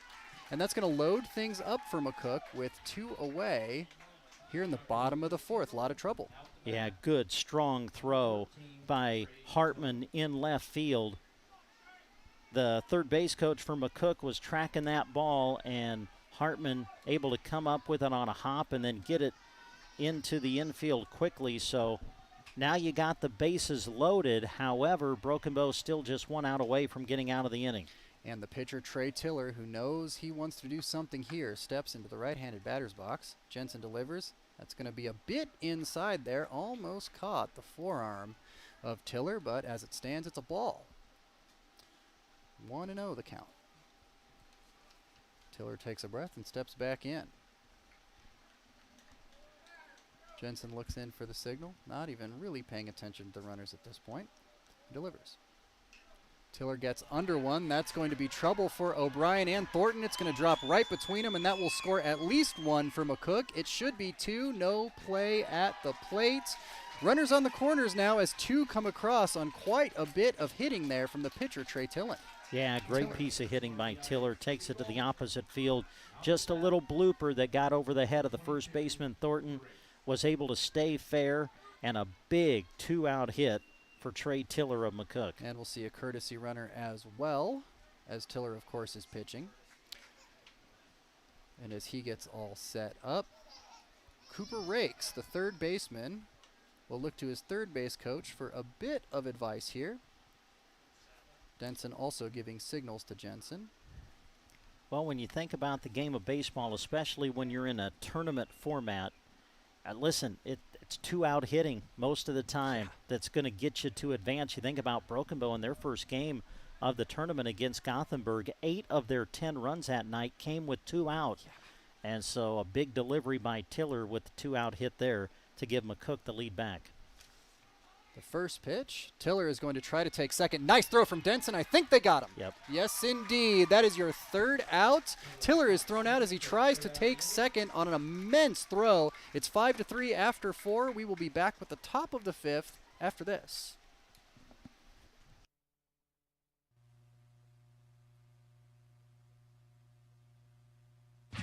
Kirkpatrick Cleaning in Broken Bow is a proud sponsor of this sports broadcast, and they wish all of the area teams good luck. You deserve to treat yourself to cleanliness. Let Kirkpatrick Cleaning worry about keeping your home clean so you can enjoy that much-needed leisure and family time. They offer air duct, carpet, and window cleaning and can help with fire and water damage too. Call Kirkpatrick Cleaning in Broken Bow at 872-6374. Supporters of area high school sports and this broadcast. Your money should work as hard for you as you work for it. As a thriving financial advisor, I'm here to help you find the right solutions for your financial goals. From financial advice and investments to insurance, banking, and generosity programs, to find a full range of options to fit your unique financial needs. To see how your money can do more, call Thrivent Financial Representative Scott Harvey at 308-872-2511. And we come back to Paul Brown Field here in Broken Bow, Nebraska. Brent Apperson rejoined now by David J. Burney as we take you into the 5th inning now. McCook leading it 5-3. Something that they've been doing throughout the course of the tournament. They've been recognizing some of the past achievement of Broken Bow American Legion baseball and recognizing some people who have had a hand in taking teams to state and thus through the entire tournament with some ceremonial first pitches. They recognize the 2004 state qualifying seniors team at the beginning of this game as Bryce Chaplin will step in and lead things off for Broken Bow here in the 5th. Fouls it off for strike 1. And I had the opportunity to do the call of that team as they made their way to the state tournament. Fun to see those guys back out and being honored here today at Paul Brown Field. Here's the 0-1, and that is on the outside corner for strike 2. Also earlier, Jerry Pomplin, who would have coached that team, was here, and in fact he's here today, I believe, and he threw out the first pitch of a game earlier in the tournament as the 0-2 pitch comes across, and that stays up high for ball one. Jerry actually came up to the press box a moment ago, and he had his Chicago Bears shirt and Chicago Bears hat on just for me, Dave. Actually, he asked if I was security, so I was sitting down below. He said, "Are you security?" I said, "Yes, I'll be looking for some help." Yeah. The 1-2 good to pitch. see him. Yeah, it was great to see Jerry, and nice thing they've been doing, honoring some of the past of Broken Bow Legion baseball. 2-2 pitch swung on and fouled off to keep the count at 2-2. That 2014, one of the representatives was Corey Morris, and I remember Corey at, I believe it was an area tournament in Albion. We'll tell you the story in a moment as that one comes inside on Bryce, able to maneuver away from it as the count goes to 3-2, but I'm just pretty sure on this. I watched Corey hit for the cycle in home runs in that tournament as the 3-2 pitch comes in, and it's on the outside corner for strike three. So Chaplin goes down looking for the first out of the inning. But I'd have to verify it with Corey, but I'm just sure that during that particular tournament, I called him hitting a solo home run, a 2-run homer, a 3-run homer, and a grand slam all during the tournament. One of the most amazing things I've had the chance to cover. Here's the pitch to Drew Ellis, who steps in, and it's up high for ball one. Yeah, that's an opportunity of a lifetime to call all of that in process. Swing and a miss by Drew, the designated hitter in the lineup. Of course, Drew had his first at-bat of the season in the Gothenburg game. Mm-hmm. And boy, was it a dandy. It was a big at-bat that had a lot to do with the outcome of the game, as that one is swung on and missed. 1-2 the count. Going back to that at-bat, there were 2 out, I believe, in the inning, and Drew was at the plate, put one in play, as we'll call the 1-2 pitch now, and that's on the outside corner, and Ellis goes down looking for the second out of the inning. But in that Gothenburg game, Ellis was at the plate. There were 2 out, put one in play. It looked like he was going to be thrown out at first base, but they called catcher interference. The inning continued. Broken Bow ended up scoring 7 runs in the inning, Dave, and would win a 1-run thriller. And I think there was also a pop-up foul that was almost caught in the bottom of the inning.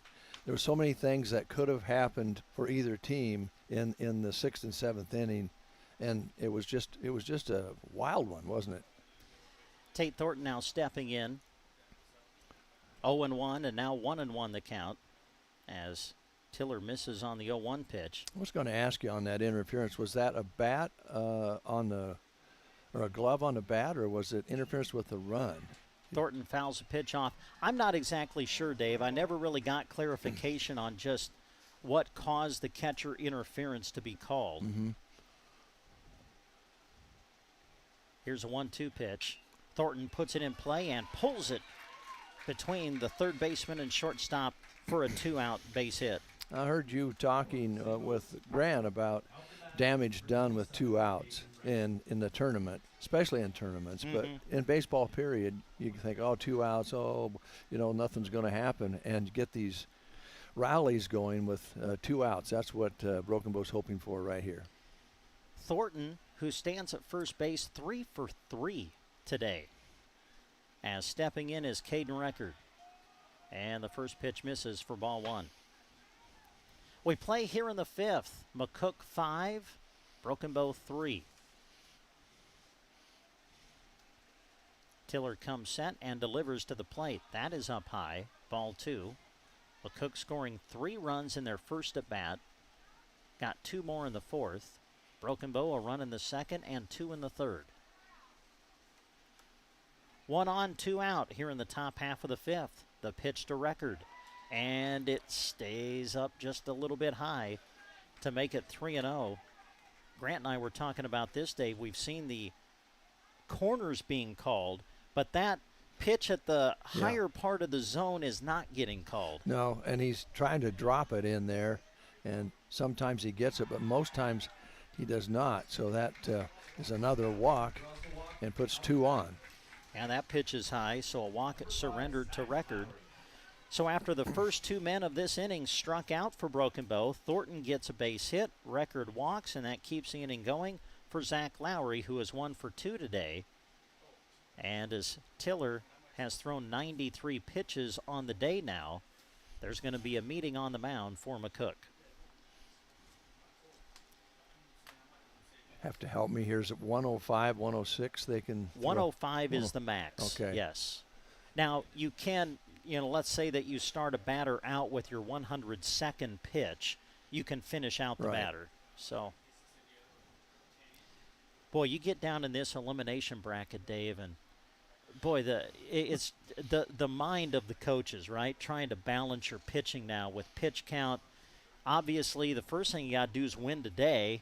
But how can you not think about the next day? How can you not even think about Tuesday with your pitching if you can get that far? Boy, so much to think about. Exactly.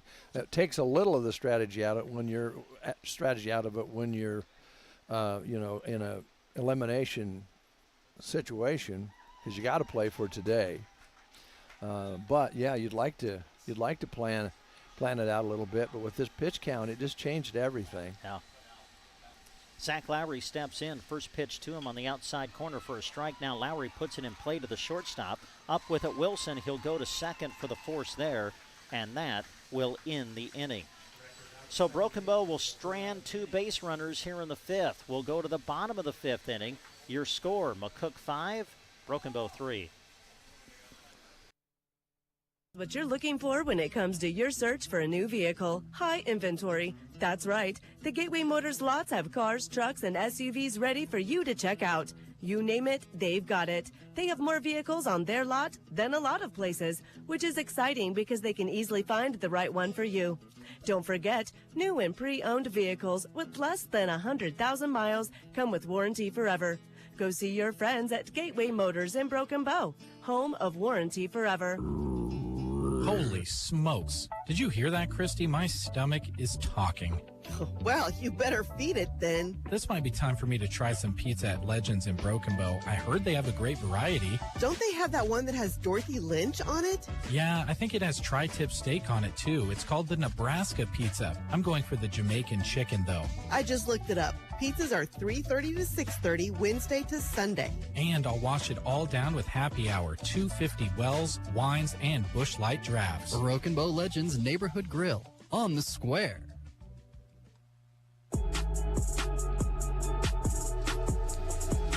And we come back to Paul Brown Field here in Broken Bow, moving now to the bottom of the 5th inning.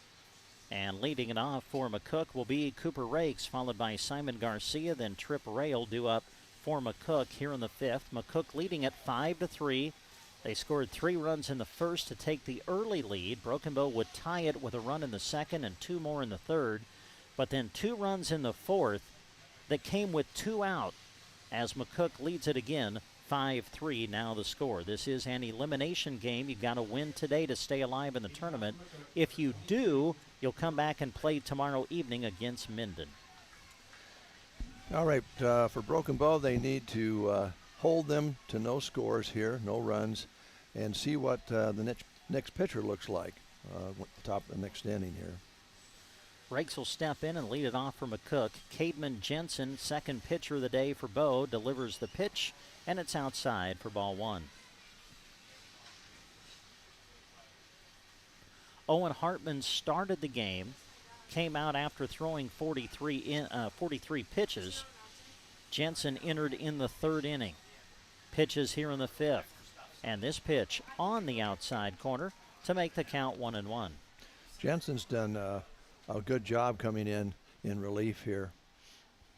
It's not easy coming out, coming in cold. Yeah, and coming into the tournament, he'd only thrown 5 2/3 innings. Right. So he has done a nice job. Here's the 1-1, and that's in there for a strike. Make it 1-2. Got that hook ball working for him. Rakes is 1 for 1. He singled and scored in that 3-run first inning for McCook, and then walked and was left stranded in the 3rd.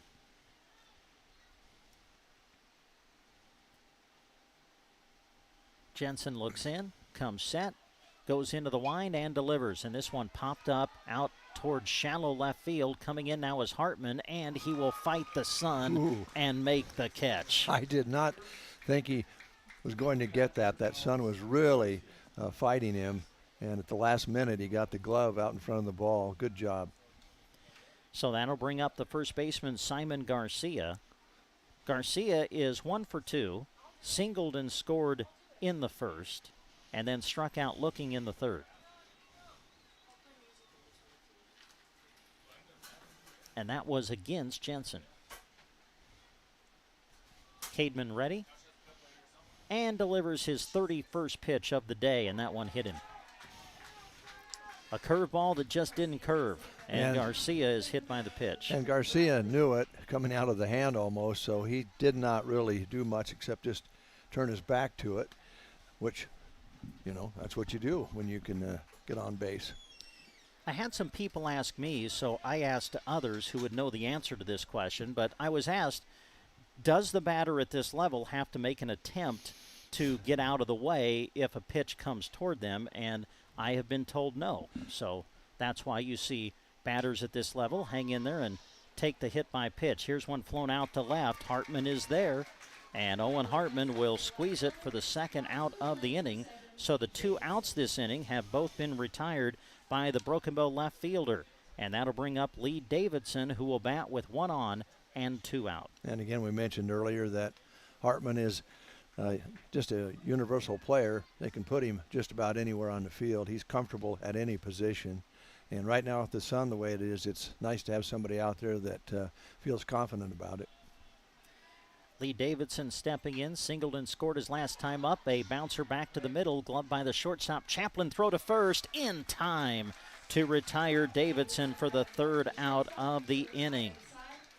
So, 1 batter was hit, but that man was left stranded on the bases. Good job of pitching by Cademan Jensen as he faces just 4 in the 5th. We'll go to the 6th. Your score, McCook 5, Broken Bow 3. We've got spirit, how about you? Here at Nebraska State Bank, we've got school spirit. Introducing mascot debit cards from Nebraska State Bank. Now you can go to your local NSB branch and request a new debit card for your favorite high school team. The Broken Bow Indians, South Loop Bobcats, and Silvermere debit cards are available by instant issue. You'll only pay $10, and the entire amount will be passed along to your school. It's a win-win situation, right? Take your school pride to the next level at Nebraska State Bank and Trust. Member FDIC. The grocery cart meat department is not your typical meat department. Our meat is fresh and our prices are great. We have a wide selection of beef, pork, chicken, and seafood. With options like Hormel Natural Choice, Smart Chicken, and Certified Angus Beef, you know you're getting quality meat to center your meal around. Come and see us at the Grocery Cart, East Highway 2, Broken Bow. When you're on the go, don't forget that you can have convenient mobile banking services from Custer Federal State Bank right in your pocket all throughout the summer. Have you heard about Kasasa? The concept is simple. Monthly rewards, no monthly fees. Get cash back for using your debit card, earn a high rate of return on your balance, and more. Qualifications may apply. Their courteous and experienced staff always welcome you to come through their doors. Custer Federal State Bank, member FDIC.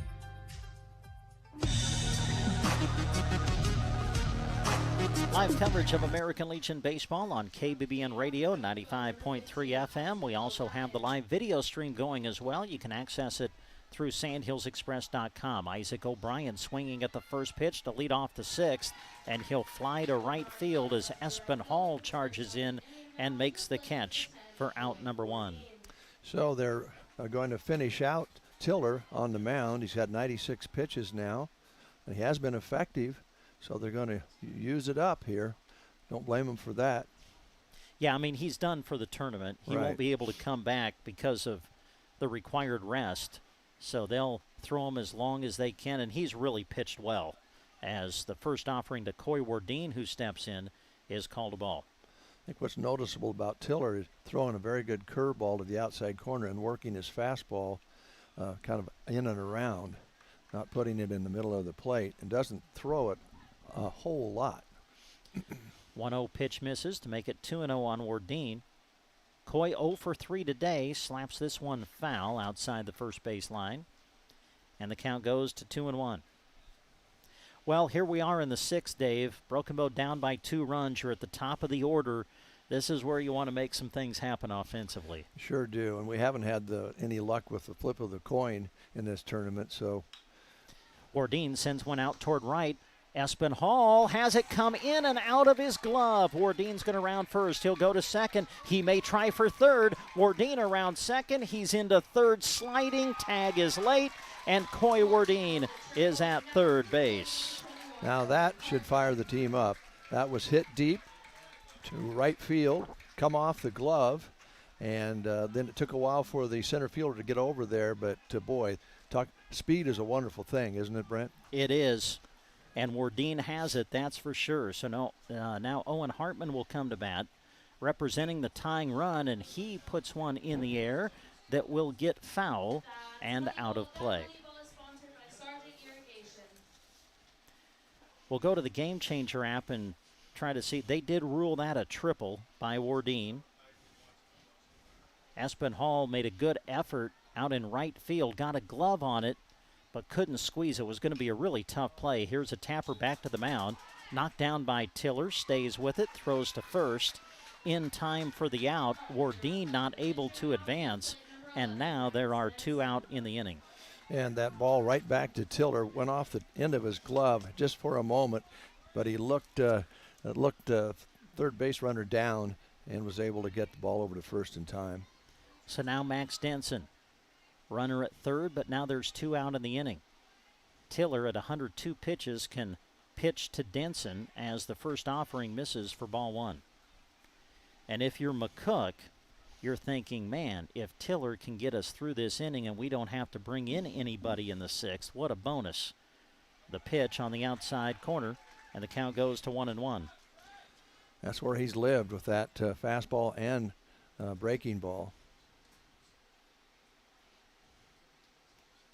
1-1 pitch.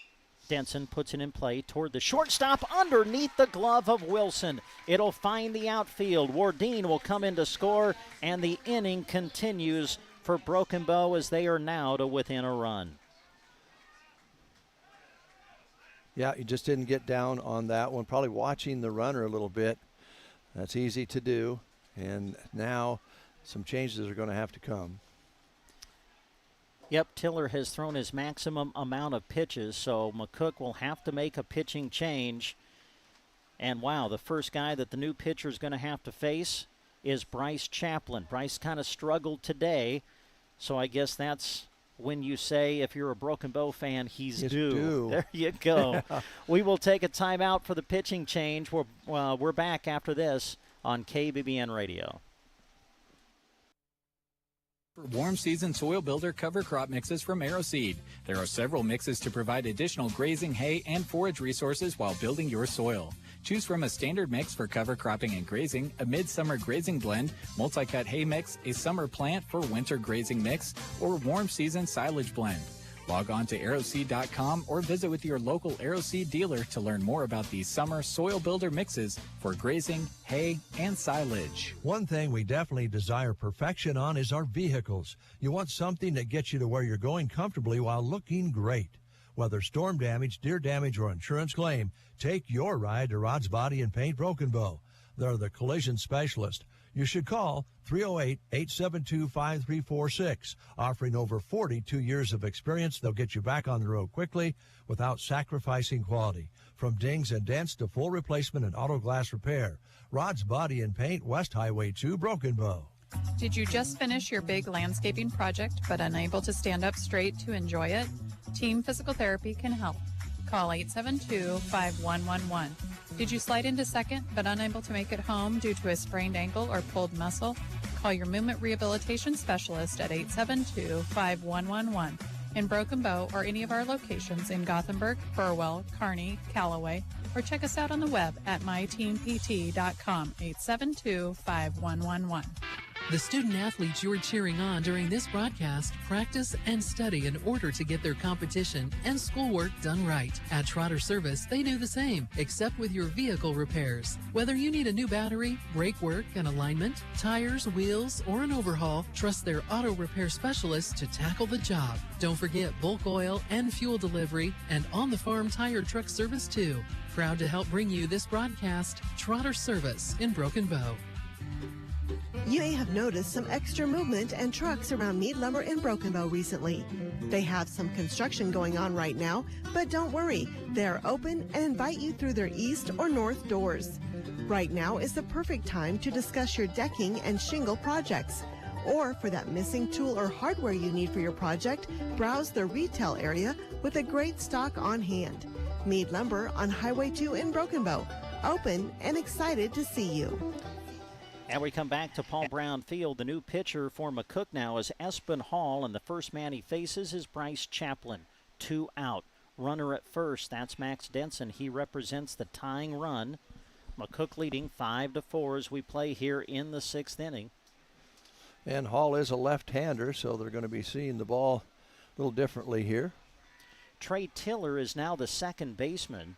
Not sure who's in right field, though. We'll try to get that for you here in a moment, or at least when we can. Chaplin will send that one into foul ground, and the count goes to 1-1. Bryce has struck out twice today, which is not common for him. His other plate appearance, he was hit by a pitch. Here's a 1-1. Chaplin pops it up. Will it stay in play? The catcher taking a look, and he cannot make the play in foul ground. That was a really tough play for the catcher, Rail, and just cannot make it. So that allows the Bryce to stay in there. To continue, yeah. Yep, and he was coming from sunshine to shade, which doesn't make it any easier as a catcher, and it's straight up in that blue sky. Bryce has been hit on the helmet about as many times as anybody I've seen in a while through this tournament. Yeah. 3 times the last 2 games. Here's a 1-2 pitch. Hall delivers, and that one is fouled off as Chaplin stays alive in the count. Hall's just a little bit sidearm. Yeah. And that's a different look. Ball comes in a lot differently.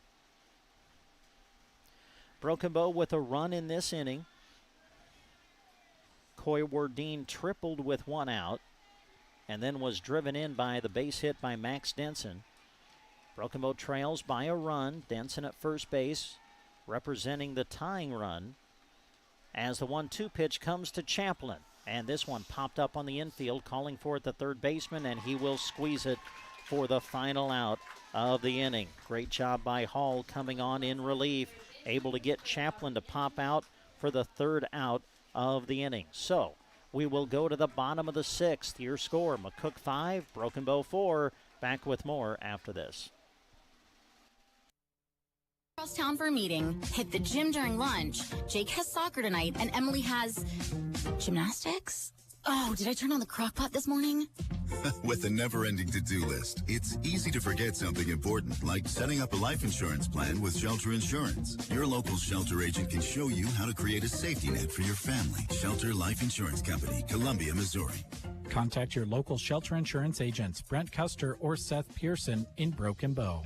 Acquiring a lush green lawn is a lot of work. Worry no more. A2Z Lawn Pro's fertilizer program is the solution to ease your mind and lessen your work. Any time of the season is a good time to start. Eliminate weeds, strengthen your ground, even keep bugs away with liquid fertilizer treatments mixed with micronutrients for a recipe that works specifically in this area. 30 years of experience. 308-870-1762 for A to Z Lawn Pro. That's A to Z Lawn Pro at 870-1762. And we come back to Paul Brown Field. A pitching change now for Broken Bow. Coy Wardeen will come in and pitch.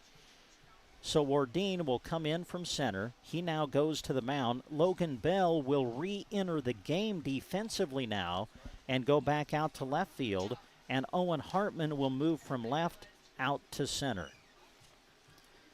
Wardeen will face Espen Hall, Asher Wilson, and Noah Moshik The 3 due up for McCook here in the 6th.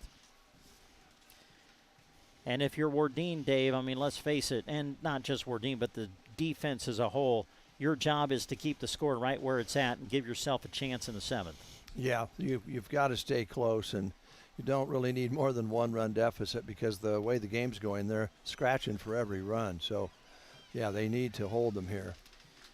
Well, when we came on the air, we told you that this was the 3rd meeting between the two teams this season. Broken Bow dominated the first 2 games. It was a doubleheader. The scores were 11-1 and 12-1, both in favor of Broken Bow. But as we mentioned, that was then.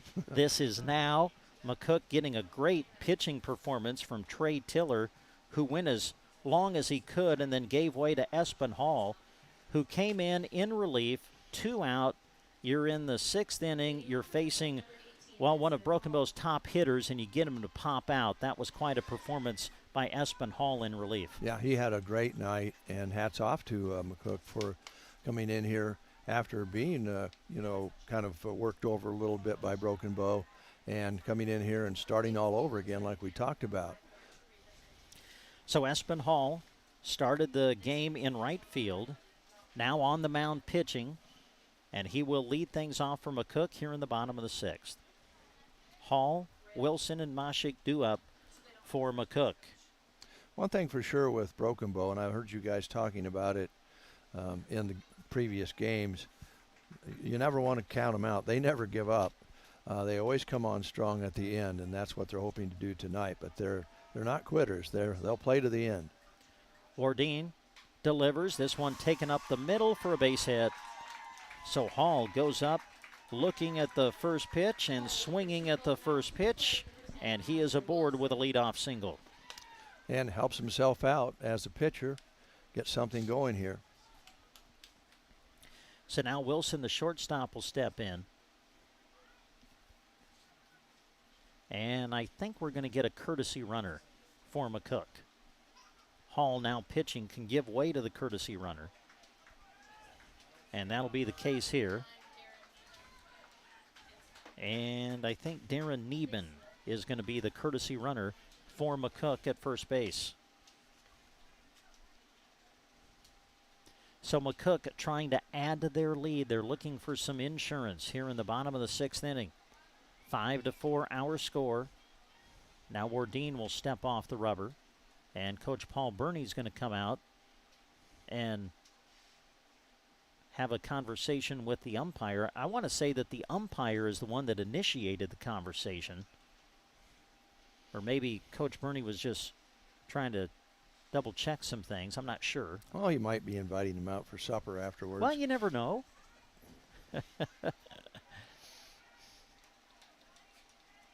Coy Wardeen ready to deliver the pitch. And the first offering to Wilson on the outside corner for strike 1.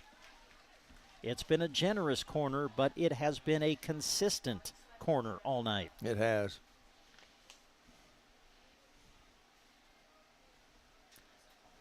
Wardeen comes set and delivers the 0-1 pitch, and it's in there for strike 2.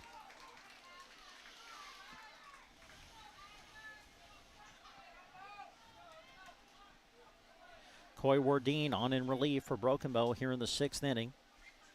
Owen Hartman started the game. Cademan Jensen came on and pitched really good in relief to keep Broken Bow in the game.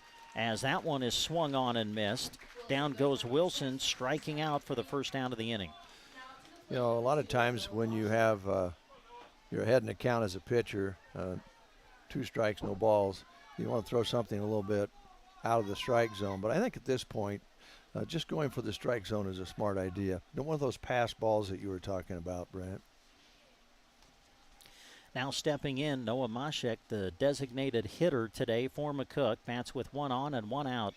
Here in the 6th, the pitch. Moshik trying to put down the bunt, but he misses it. Ends up in the glove of Denson. Called a strike. 0-1 the count.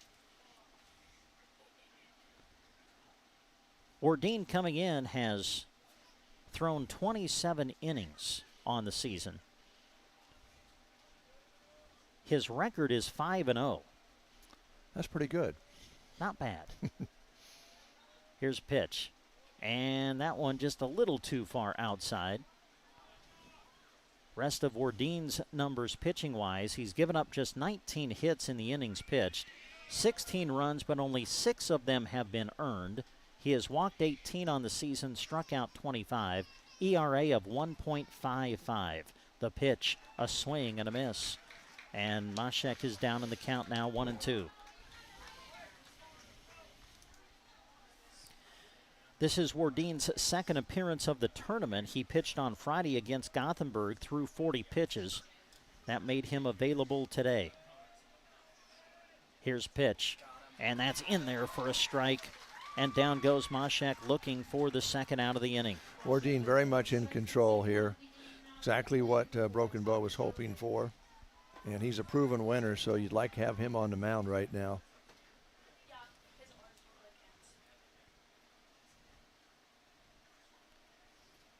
So one is on, but now 2 are out as we continue play here in the bottom of the 6th. There's the pitch to the McCook second baseman. That was a foul ball. Yeah, came in on the fists of Junk, and he tried to back away from it. Looked for a moment like he was going to get hit by the pitch, but instead it caught a piece of the bat, and it ends up being a foul ball for strike one. Really, he was just defending himself, and it hit the bat. Kind of chuckling about it for a moment.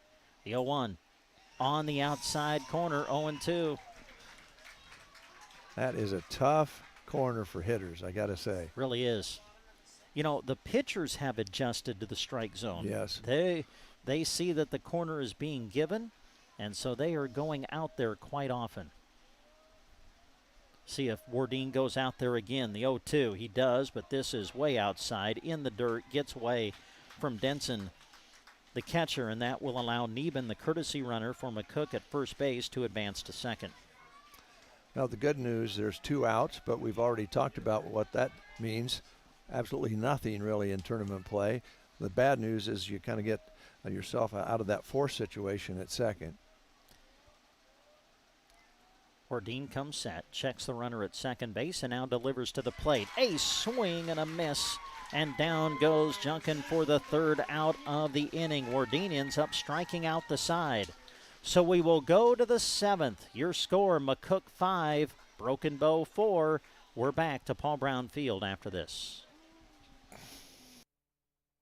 The worst emergencies to have. Absolutely. The next time you're facing one, give Squire Septic Service a call. 870-0717. He's ready to take your call 24 hours a day. Absolutely. His sewer camera can find problems fast to save you money. Plus, he clears drains with Roto-Rooter or Jetter. Oh, and Gary has Porta units too. Squire Septic Service of Myrna. 870-0717. Don't wait to call until it's too late. Absolutely not.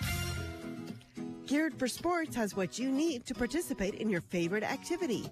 If you're needing something for the season now, they have it. But don't forget to get ready for the fall sports season in plenty of time, too. Cross country, football, and volleyball. Top brands are at Geared for Sports. Shop with them Monday to Friday 10 to 6 and Saturday 10 to 4. Talk to Scott, and if he doesn't have something you're looking for, he'll help you find it. They'll see you soon on the west side of the square in Broken Bow.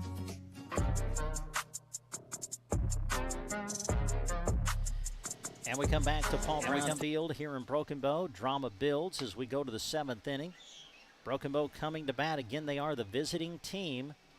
So they'll bat here in the top of the 7th in this elimination game of the B6 Juniors Area Baseball Tournament. McCook leading at 5-4. McCook getting 3 runs in their first at bat, added 2 more in the 4th. Broken Bow's runs coming in the 2nd when they got 1, got 2 in the 3rd, got 1 in the 6th. They trail 5-4 as Drew Ellis, the designated hitter, will step in and lead it off for Bow here in the 7th inning. And again, they're looking at a left-hander, about 3/4 sidearm. Espinhall delivers, and Ellis pops it up in foul territory back behind us, actually right on top of us, I believe, on Sounds the press like it. on the press box. And that is strike 1. Ellis followed by Tate Thornton and Caden Record. The 3 due up for Bow as they go through the middle to bottom part of their order in this inning. That pitch down low for ball 1-1. Again, Ellis made his first plate appearance of the season earlier in the tournament against Gothenburg, and now batting in a big moment here against McCook. This one swung on and again popped foul and out of play. Now Hall throws out of the, he doesn't use a full windup, and he is really whipping that ball 3/4. It's a different look for him. They're popping it a little bit more up than before, so hopefully they can get their eye on the ball here. 1-2 is the count. Hall comes set and delivers to the plate inside. Count evens at 2 balls and 2 strikes. Well, if you're Broken Bow, you'd love to see Ellis reach for obvious reasons, but the big reason, Tate Thornton waits on deck, and he's 3 for 3 today. Here's a 2-2. That is inside, and Ellis has been able to work the count full. Oh, we always have this drama in this game called baseball, don't we? Boy, don't we. Hall comes set and delivers the 3-2 inside, and Ellis is able to draw a leadoff walk. A great at bat by Drew Ellis.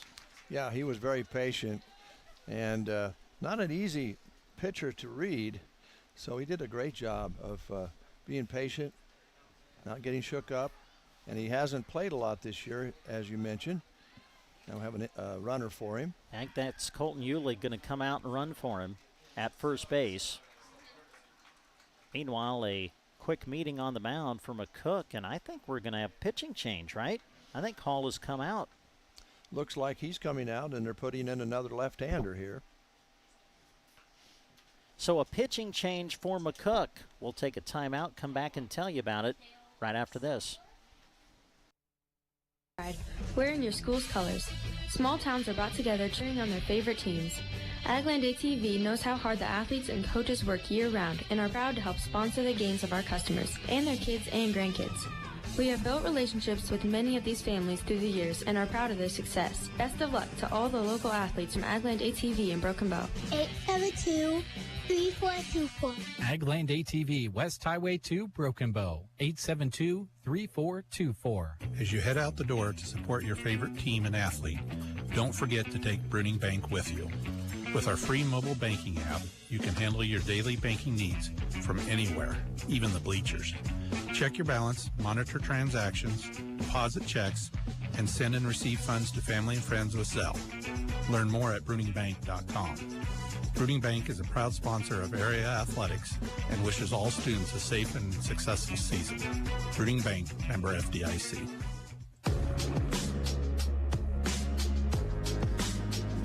We come back to Paul Brown Field here in Broken Bow. Pitching change for McCook. Cale Sattler's going to come out of the dugout and pitch. I don't think there's any defensive changes. Sattler coming on for Espen Hall. I think Hall only ended up throwing something like 11, 12 pitches. Yeah.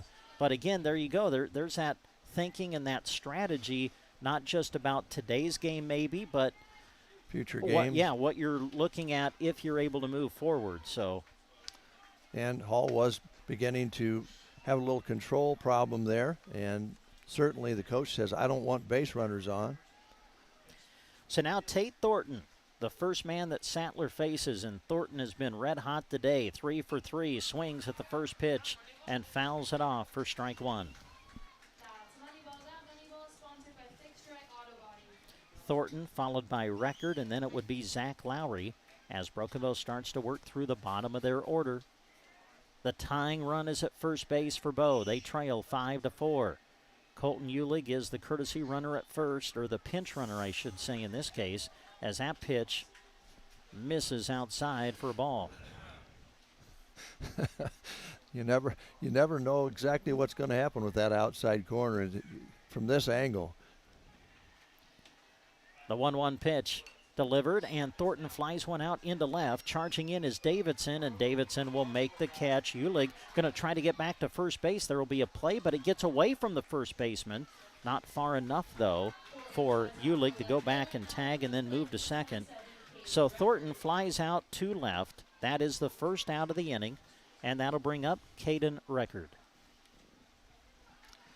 All right, you spoke earlier about the bottom half or second half of the order performing well for Broken Bow. This is where they really need to pull through for the Broken Bow team this inning. This is it right here. Record is 0 for 2. Popped out to second, flew out to left, reached on a walk in the 5th. 1 on, 1 out, top of the 7th. Tying run at first for Bow. They're down by a run. Record showing bunt, and he lays it down. Charging is Sattler, the pitcher. He'll turn and throw it in the dirt. Got away from the first baseman. Record safe at first. Ulig around second. He'll go to third. They're going to hold him there, and Broken Bow's got runners on the corners. Oh, boy. Now, if you're McCook, you're thinking, oh, this is exactly what we didn't want to do. That was a beautiful bunt, by the way, Brent. Just right in front of home plate, and made it a tough play. Couldn't be scooped at first base. Garcia couldn't quite pick it up. And here we go. Men on first and third with 1 out. And to the plate, Zach Lowry. So now you've got the tying run at third base, and pressure mounting on the catcher now, Rail, to keep everything in front of him if there's a pitch in the dirt. First a throw over to first, and that got away from the first baseman. Ulick's going to try to score. Play at the plate. He's safe. He slid in ahead of the tag, and Broken Bow ties the game at 5-5. Boy, that was close. I think he was called safe before the ball was dropped, but that made it a little easier when the ball dropped out and hit the ground. But he had the safe signal already called, I believe, because I believe his hands snuck in underneath the tag. Wow. Well, they tried a pickoff play of Record, who is over at first base. The throw got away from the first baseman. Ulig comes in, able to beat the throw home. He scores. Broken Bow has tied the game. And now the go-ahead run is at first base. Still at the plate, Zach Lowry, waiting to receive a pitch. Sattler delivers a swing and a miss, 0-1. Lowry followed by O'Brien, and for these two, their job, keep it going and try to get to the top of your order. 1 on, 1 out. Tie game now at 5. The pitch on the inside corner. Boy, we haven't seen many of those because there haven't been many thrown on the inside the corner tonight. But that certainly was an effective pitch.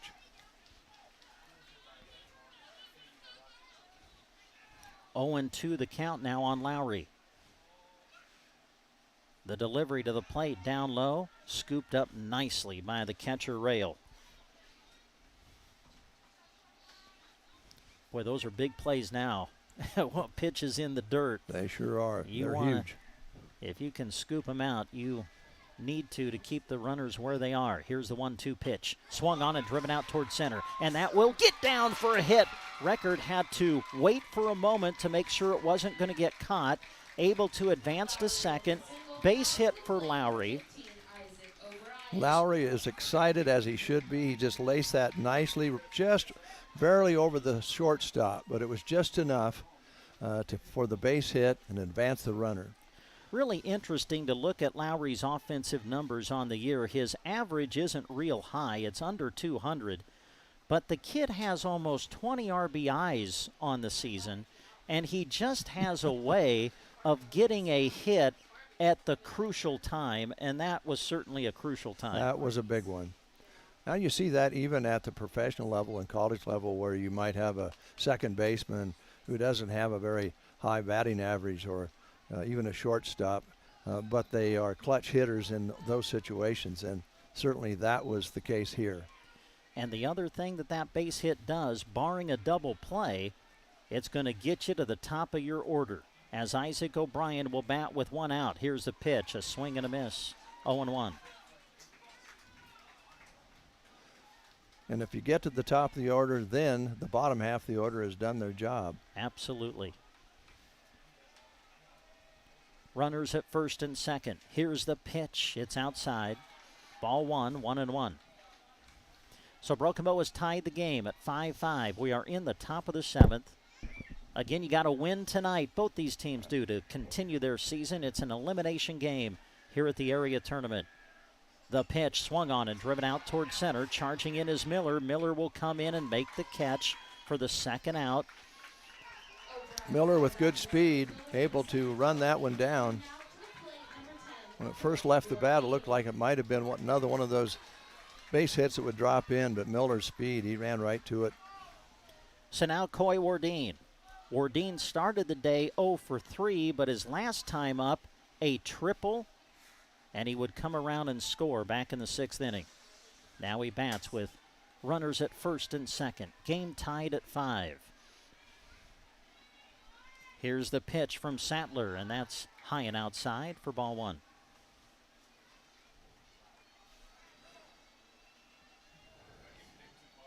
Wardeen trying to come up with another one of those clutch 2-out hits. Wardeen with such good speed here.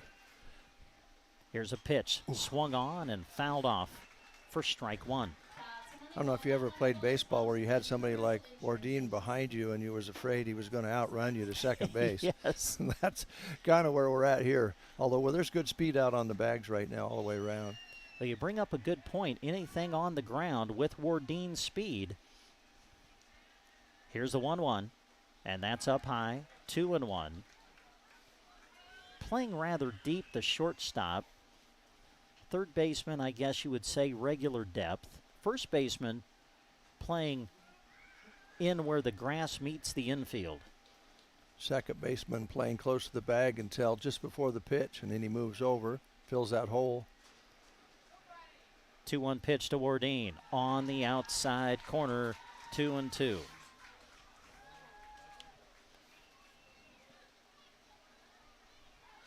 Cale Sattler, the third pitcher of the day for McCook, coming on in relief of Espen Hall here in the 7th. Getting ready to deliver the 2-2 pitch. Wardeen ready at the plate. Here's the pitch way outside, and the count goes full. All right, this is where you have to protect the plate and be smart at the same time as far as something out of the strike zone, but anything out on the outside corner, you want to be swinging at it anywhere near the outside of that plate. Record being held at second base for the moment. Now gets a better lead. 3-2 pitch inside, ball 4. And the inning stays alive for Owen Hartman, who will come to bat with the bases loaded and 2 out. Boy, good at bat by Wardeen to draw the walk. Keeps the inning going, and now here's Hartman. Hartman moved up to the number 2 spot for this game. Singled his first time up, then grounded out to third, reached on an error, and then tapped back to the pitcher in the 6th inning. And now a meeting on the mound for McCook. I wouldn't think there'd be any changes being made here, just some maybe settling down a little bit. Coach settling down the team a little bit, a little strategy maybe. Yeah. Well, I guess you can pull out the phrase, the drama builds, yes. Again. Yeah. Wow. Just had that feeling about it, these two teams playing tonight. Well, I mean, it's really everything you could ask for in an elimination game, right? I mean, both teams know that their season is on the line. I guarantee you nobody's thinking about tomorrow. This is, I mean, let's face it, this is your championship now. It is. It's this game right here. So the meeting on the mound is over, and stepping in is Owen Hartman. Started the day on the mound pitching. Now playing defensively out in center. Bases loaded, 2 out. Tie game at 5. The pitch from Sattler swung on and fouled off for strike 1. And Owen Hartman, a speedy player as well, so something on the ground, if they do end up going to first, he has a little edge there. First baseman playing in, everybody else pretty much at regular depth. Here's the 0-1 pitch. And it just missed for ball 1. hard one to take, Brent. That was a hard one to take. Yes, especially with the way they've been calling the corner today. Must have been a little high, maybe. 1-1 the count. Sattler ready to deliver the pitch. Here it comes, and Hartman fouls it off for strike 2. 1-2 the count. Waiting on deck is Max Denson. And you know he would love to bat. He wants yet to bat in this inning. He's dying to bat. Sattler trying to get McCook out of the inning. Here comes the pitch to Hartman. Swung on and fouled off again as he stays alive in the count.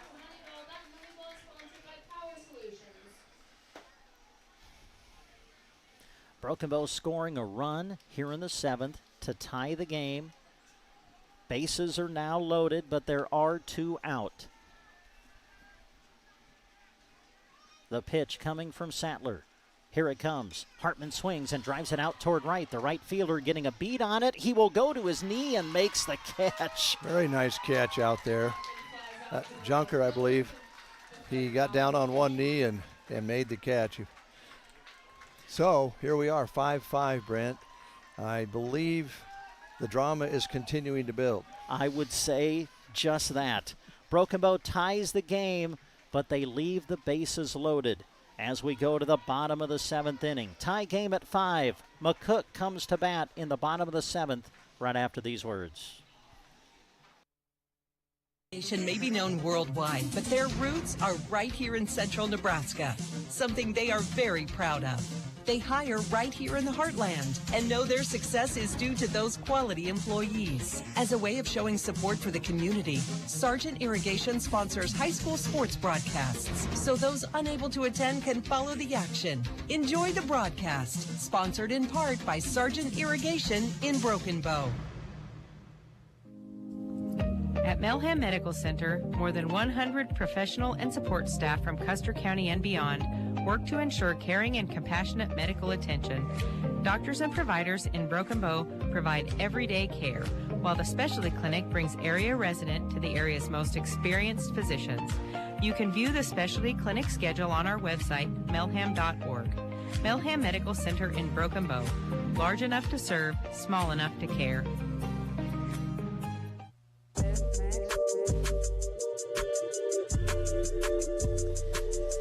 Now we come back to Paul Brown Field here in Broken Bow. We go to the bottom of the 7th inning. Broken Bow able to tie it up with a run in the top of the inning. So we're tied at 5. Coy Wardeen, the 3rd pitcher of the day for Broken Bow, remains on the mound as we go to the bottom half of the 7th inning. And here are the men due up for McCook. They'll go right through the heart of their order. Trey Tiller will lead it off, followed by Cooper Rakes and then Simon Garcia.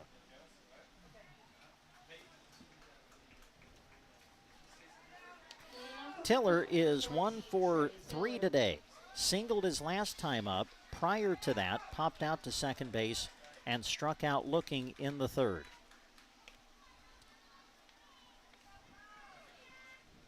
Well, if Wardeen can throw like he did last inning, that's certainly what they're hoping for because they don't want base runners on. Wardeen comes set and gets ready to deliver the pitch.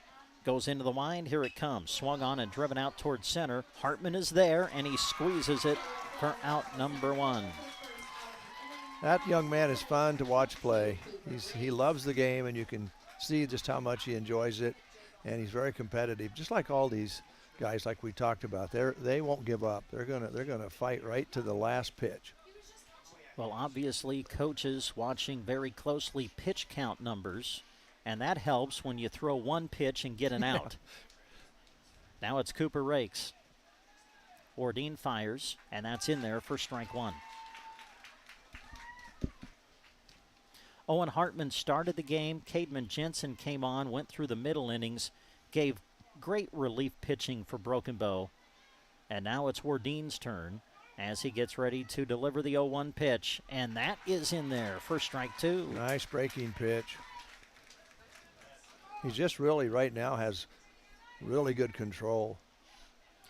Rakes is 1 for 2, singled and scored in McCook's 3-run first inning, walked in the 3rd, Flew out to left his last time up.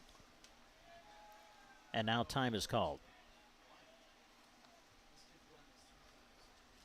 That's just to build some more drama, is what that's for. Yes. In our business, we refer to it as radio theater. Yeah. Here's the 0-2. And down low for ball one. Waiting on deck, Simon Garcia. And then it would be Trip Rail. 1-2 the count on Cooper Rakes. Wardeen into the wind and delivers the pitch. Swung on and fouled off as the count remains 1-2. Wardeen with another breaking ball to the outside corner and just almost got it by.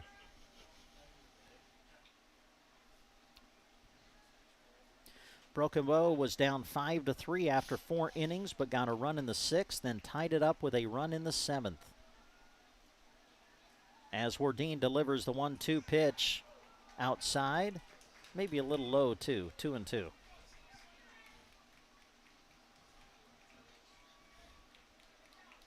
Wardeen ready to deliver his 19th pitch of the evening.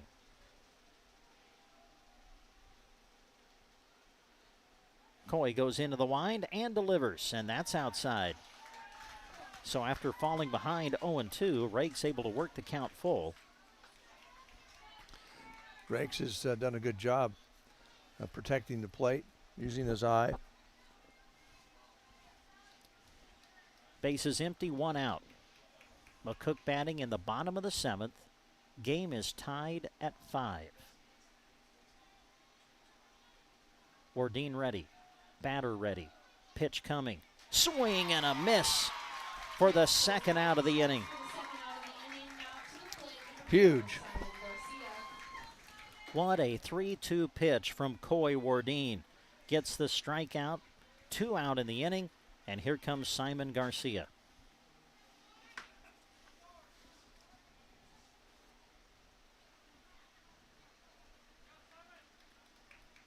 Wardeen delivers, and that misses high and tight for ball one.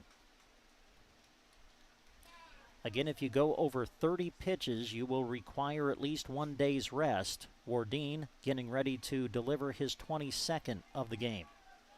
The pitch swung on and fouled back to the screen for strike one.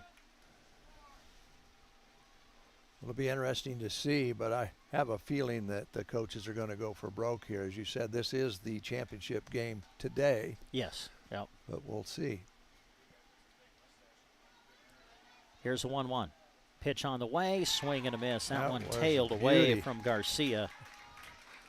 That probably would have been called a strike and almost unhittable. That was a really nice pitch by Wardeen. So now Wardeen a strike away from getting out of the inning and sending us to extras. The 1-2 pitch outside, 2-2. Overthrew that one a little bit, maybe? Yeah, he wanted a nice hot fastball, and he overthrew it. Count 2-2. Bases are empty. 2 men are out. We play in the bottom of the 7th. Game tied at 5. Wardeen into the wind and delivers the 2-2 pitch. Struck him out for the 3rd out of the inning. And we play on. We'll go to extra innings. Game tied at 5. You're listening to live coverage of Legion Baseball on KBBN Radio. Programming the thermostat. Matching your socks. Why are simple things sometimes so complicated? Thankfully, with an auto owner's insurance independent agent, getting the right coverage for your home doesn't have to be one of them. So you can get back to more important things, like finding that missing sock. That's simple human sense. Ask Universal Insurance in Broken Bow if auto owners make sense for you. Is it time to invest in a feeding solution more suited to your current needs? Power Solutions LLC now offers Vermeer feeding equipment, which means they have feed wagons and vertical mixers to go along with the Vermeer forage equipment they offer. Feel free to stop in and see them 2 miles east of Broken Bow on Highway 2 and check them out. Or give them a call at 308-872-5522.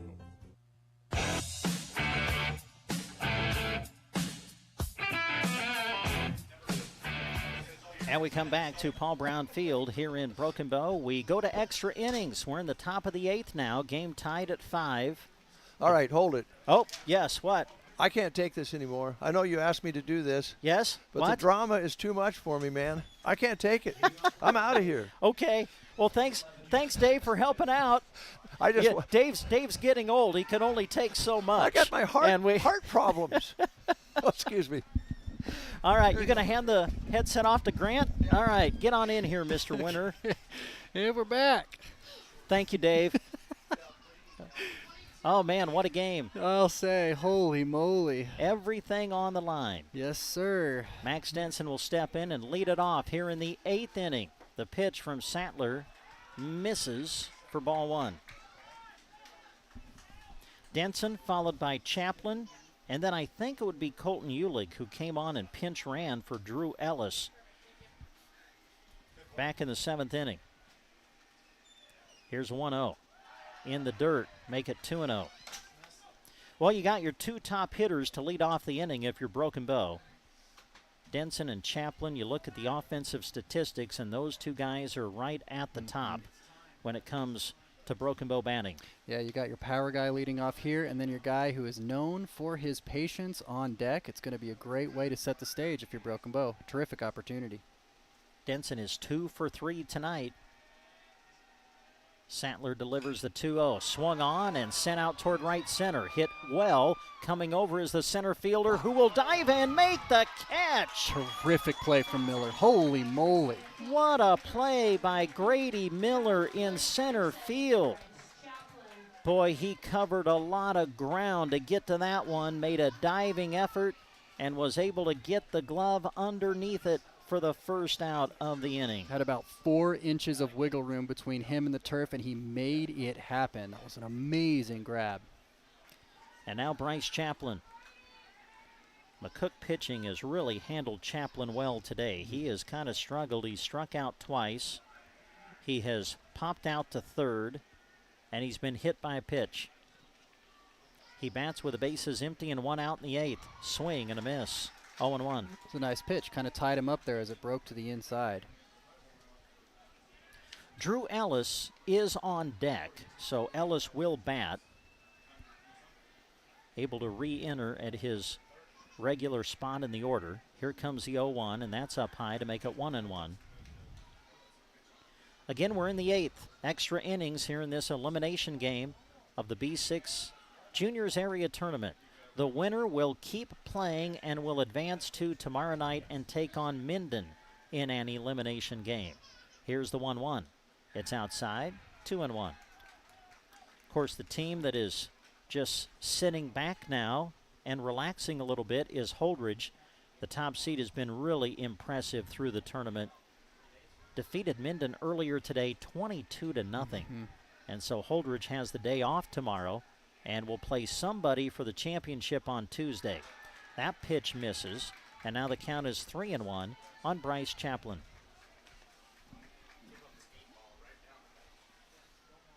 Big pitch here for Chaplin. We'll see what he does.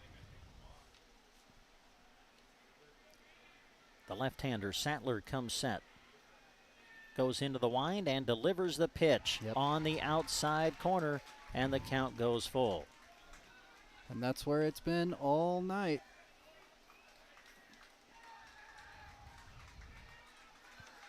So the count 3-2 on Chaplin. Broken Bow looking for a base runner here in the 8th inning of a tie game. Sattler into the wind and the delivery outside, and there's your base runner. Chaplin able to draw the walk. He's aboard, and here comes the designated hitter, Drew Ellis. We'll see what they can do here with 1 out and a runner on. Ellis walked to lead off the 7th inning, then gave way to the courtesy runner, or to the pinch runner, Colton Uhlig, who came around and scored what would be the tying run, and that is the reason we are in extra innings here in the 8th.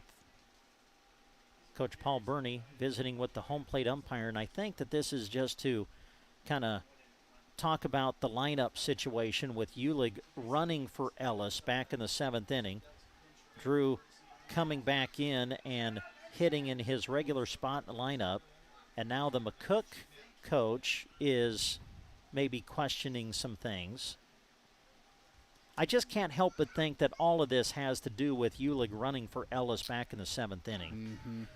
Just making sure that everything is correct. Looks like it is, and Drew Ellis will bat. Go ahead run at first base now with 1 out. Here's the pitch, and Ellis able to bend away from the inside pitch. Ball 1. If it was so inside, he might have done better to bend the other way. Yeah.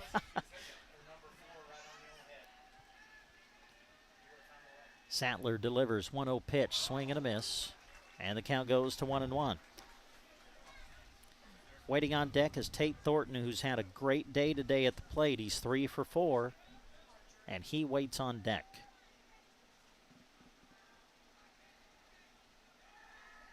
Sattler taking his time, now comes set. 1-1 pitch, swung on and fouled straight back for strike 2.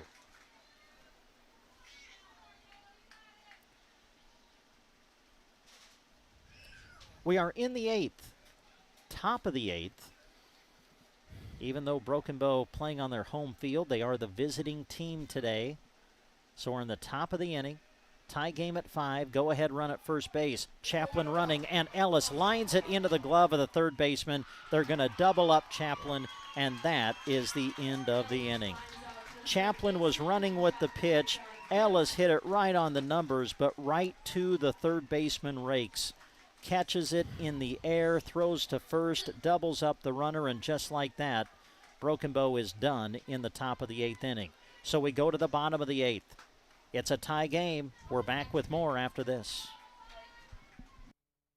Company is happy to help bring this sporting event to you live in appreciation of our many wonderful customers. We take pride in providing Central Nebraska with great products at good prices and, of course, unmatched service. Evans Feed is proud of these student athletes and the hard work they exert to keep the winning edge, just like our team at Evans Feed Company. Thank you for your business, and thank you for supporting our local athletes. Remember, Evans Feed, Central Nebraska's feed superstore. Borders Law Office knows that the young people of Central Nebraska are our future. And that's why they support the athletes competing in Legion Baseball. They know they are our future. Mike Borders and Matt Furrow hope you enjoy the broadcast. Swing hard, pitch fast, and slide tough. From general practice to real estate and agricultural law, Borders Law Office in Broken Bow is proud to help bring you this broadcast.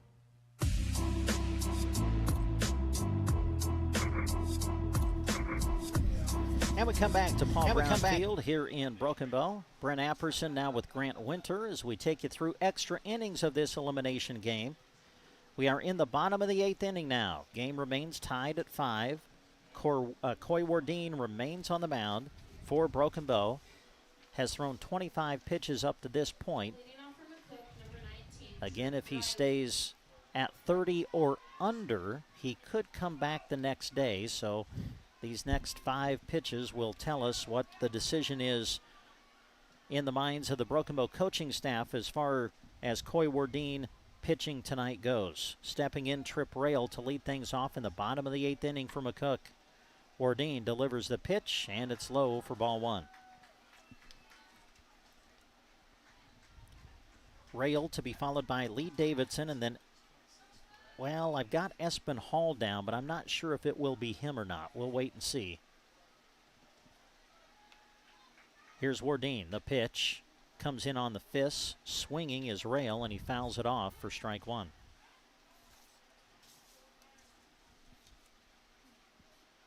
Elimination game on day 3 of this area tournament. The winner will stay alive in the tournament and play Minden tomorrow night. The 1-1 pitch from Wardeen, swung on and put in play, charging the shortstop Chaplin, up with it, throw to first in time, and there's one gone. That's a nice looking defensive stand there from Broken Bow. So now Lee Davidson is 1 for 3. His hit came back in the 4th inning. He would also score a run in that inning. His other plate appearances popped out to short to end the 1st inning, and then grounded out to short to end the 5th. And now Coach Burney going to come out, and I think we've got the answer on what they're going to do with Coy Wardine. I think that they are going to replace him so that he can pitch tomorrow if needed. And they're going to hand the ball to Caden Record. So Caden Record is going to come on in relief. Coy Wardine throwing 28 pitches today. That means he would be available tomorrow if needed, and if Broken Bow makes it to tomorrow. Pitching change for the Bow Juniors. We'll come back and give you all the changes right after this. Cleaning in Broken Bow is a proud sponsor of this sports broadcast, and they wish all of the area teams good luck. You deserve to treat yourself to cleanliness. Let Kirkpatrick Cleaning worry about keeping your home clean so you can enjoy that much-needed leisure and family time. They offer air duct, carpet, and window cleaning and can help with fire and water damage too. Call Kirkpatrick Cleaning in Broken Bow at 872-6374. Supporters of area high school sports and this broadcast. Your money should work as hard for you as you work for it. As a Thrivent financial advisor, I'm here to help you find the right solutions for your financial goals. From financial advice and investments to insurance, banking, and generosity programs, to find a full range of options to fit your unique financial needs. To see how your money can do more, call Thrivent Financial Representative Scott Harvey at 308-872-2511. And we come back to Paul Brown Field. Caden Record is on the mound now, pitching for Broken Bow. And the first man he faces is Lee Davidson, who swings at the first pitch and fouls it off for strike one. The other defensive changes for Bow as Record comes in from third to pitch. Zach Lowry moves from second to third. Owen Hartman will come in from center to play second. And Coy Wardine will go back out to center where he started the game defensively. Record delivers the pitch on the outside corner, 0-2. Seems like he's been paying attention to the strike zone a little bit as it's been going on. He, too, hits that outside corner very nicely. 0-2 the count on Davidson. Base is empty, one out. We play in the bottom of the eighth. The pitch outside, ball one. Record on the season, 2 wins, 2 losses. He's thrown 26 innings through the season, has given up 32 hits, 36 runs, 25 of them earned, as he delivers the 1-2 pitch, and it's on the inside corner for strike three. Davidson frozen on the inside pitch, and Davidson strikes out looking for the second out of the inning. Great little series there from Caden Record. He just hit his spots, went through his rotation, and made every single pitch count. He's only at 4 pitches. Now stepping in, I believe it's Sattler, who is on the mound pitching now for McCook. He'll bat for Espen Hall. Takes a wild hop over the head of the shortstop, Bryce Chaplin. And Sattler, with his first plate appearance of the night, makes it pay off with the base hit. And that will keep the inning going for the shortstop, Asher Wilson. And we've seen that again and again there, that stretch between the dirt and the grass on the infield. Something just kicks the ball up when it hits it just right. Give you the rest of Caden's pitching numbers here in a moment. Well, we'll do it to you right now as Wilson steps out of the box for a moment. Record has walked 13 on the season, struck out 26. Here's the pitch, and it is slapped foul outside the first base line. Record's ERA 6.73 coming into the tournament. The winning run for McCook is at first base, but there are 2 out in the inning. The pitch to Wilson, swung on, out towards second. Hartman is there to secure the soft line drive. Clean. And we play on. Whew. We will go to the 9th. The game remains tied at 5. You're listening to American Legion Baseball on KBBN Radio.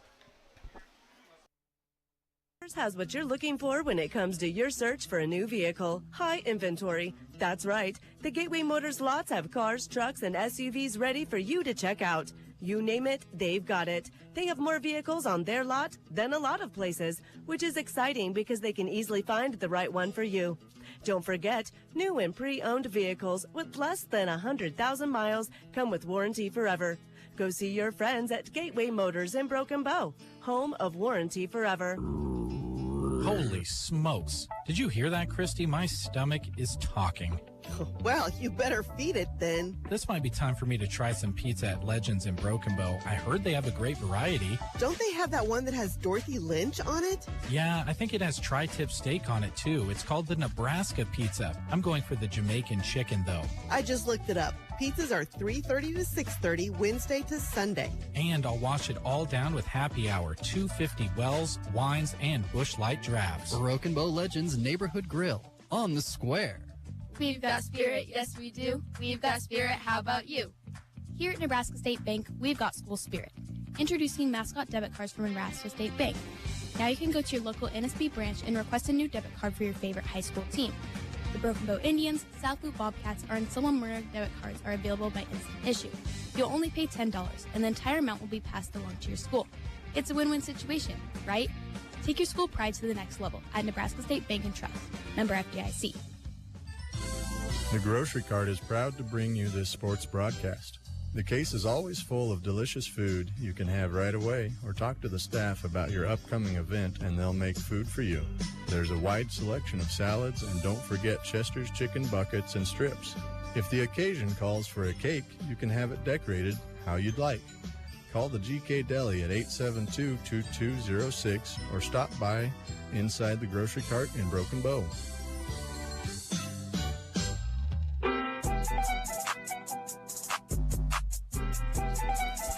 Now we come back to Paul Brown Field in Broken Bow. New pitcher now for McCook. Simon Garcia's on the mound. His first pitch to Tate Thornton misses for ball one, 1-0. So the changes now for McCook's defense. Garcia now pitching. Tiller will take Garcia's spot at first base. Ty Junker comes back to second base from the outfield as Thornton swings and puts it right into the glove of the third baseman Rakes, who throws across the diamond, but it's a bad throw. It takes the first baseman off the bag, and Thornton is safe at first base. We've seen a pretty clean game overall from both sides, but now fatigue may start to be a factor as they're playing 9 innings, and we might see more of these mistakes. Cale Sattler, who was pitching for McCook, will stay in the game, and he is now out in right field. So those are the changes for McCook as Simon Garcia is now on the mound pitching. So Thornton reaches on the air. The go-ahead run aboard as Caden Record now will come to the plate. Some creative arrangements on both sides for the 9 guys on defense, huh? Caden still looking for his first hit of the night. Popped out to second, flew out to left, reached on a walk, and then reached on an error. Garcia checks the runner at first and now delivers to the plate. Swung on and fouled at the plate for strike one. That pitch put the brakes on itself there before it reached the plate. Nicely done from Garcia. Brent Apperson, Grant Winter with you for the rest of the way. Want to say thanks to Dave Burney for helping us out tonight as well. I think I can say we've all enjoyed this one. Yes. It's been a good one. Tied at 5. We're in extra innings. We're in the 9th now. Here's the pitch, and it misses up high for a ball. Again, there's that center high point, which has not been called consistently. Yeah, and I think that's been the key word tonight. Just about the zone, for the most part, has been very consistent. Here's the pitch from Garcia. Record lays down the bunt right out in front of the plate. Garcia will grab it, throw to first, and get the out. But Record able to do his job, advance the runner to second base. So Record will lay down the sacrifice. And that'll bring up Zach Lowry. That was a terrific little bunt from Record, too. He put it right in the dirt in front of the catcher, but made the pitcher come in to make a play on it, too. Almost beat it out as well.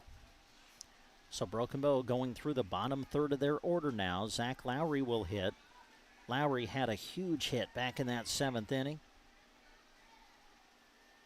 Had a hit in the 2nd inning as well.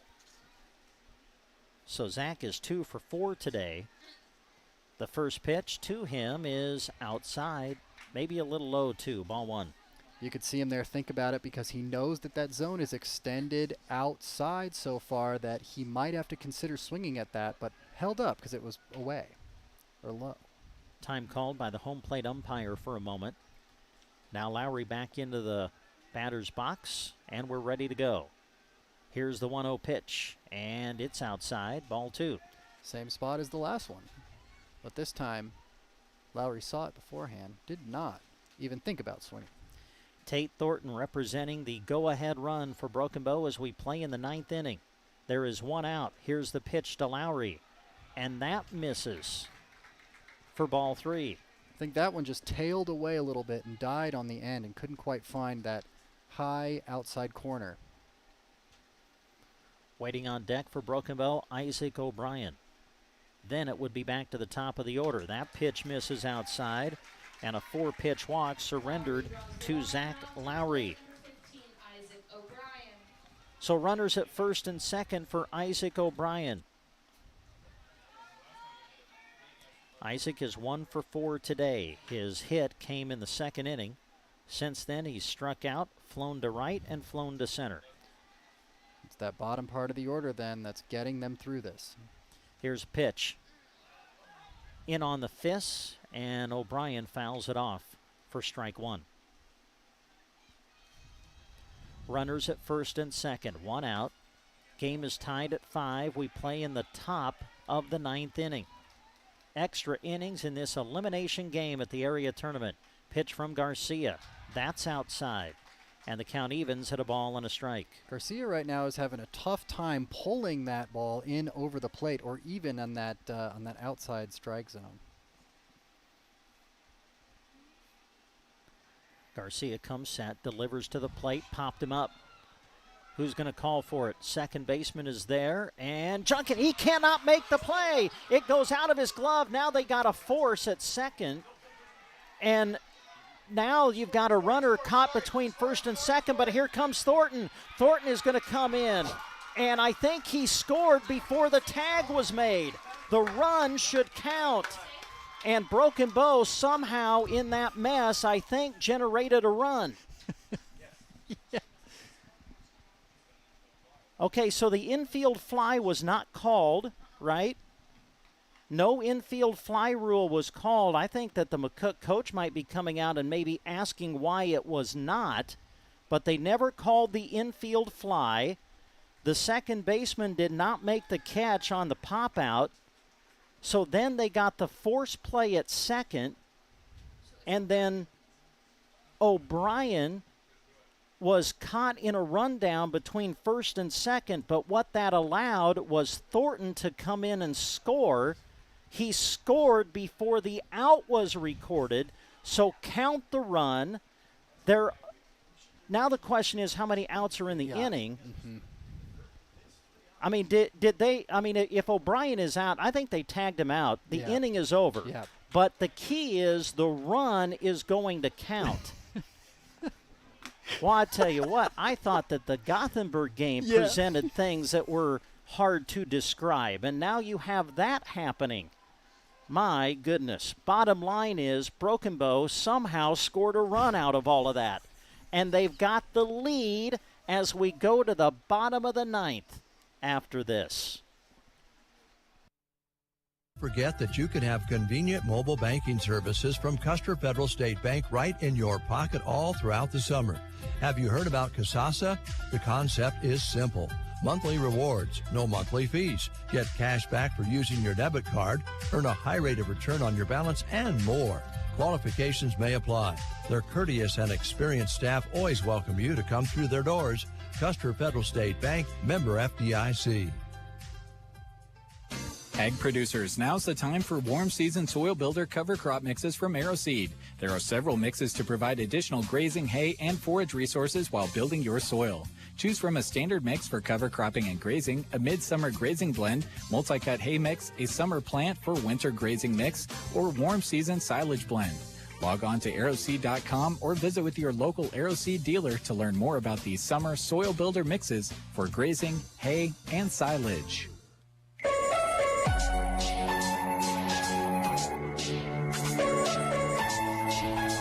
Come back to Paul Brown Field in Broken Bow. Broken Bow manufactures a run. I think that's the way you would describe that, right? Yes, sir. To take the lead 6-5 as we go to the bottom of the 9th inning. So Caden Record, who has thrown 7 pitches up to this point, the 4th pitcher of the night for Broken Bow, will try to close the door and send Broken Bow into the round tomorrow. The other thing he's going to try to do is do all of that without going over 30 pitches so he could pitch tomorrow if needed. Yeah, it's a lot to ask. But he's got to go through the top of the McCook order to make all of that happen. As if it couldn't get any tougher of a task. Noah Moshek, the designated hitter, will lead it off here in the bottom of the 9th. The first pitch down low, ball 1. Moshek is hitless tonight, has struck out twice, has walked, and has flown out to left. Record, the 1-0 pitch, and it misses for ball 2, 2-0. One thing, if you're Caden right now, you don't want to fall too far behind in any count, especially if you're trying to keep an eye on your pitches. Record comes set, now delivers the 2-0 pitch, a swing and a miss, and now the count 2-1. Broken Bow trailed 5-3 after 5 innings. Got a run in the 6th, tied it in the 7th. We now play in the 9th. Broken Bow leads 6-5. Record into the wind, the 2-1 pitch, and it's low. Ball 3, 3-1.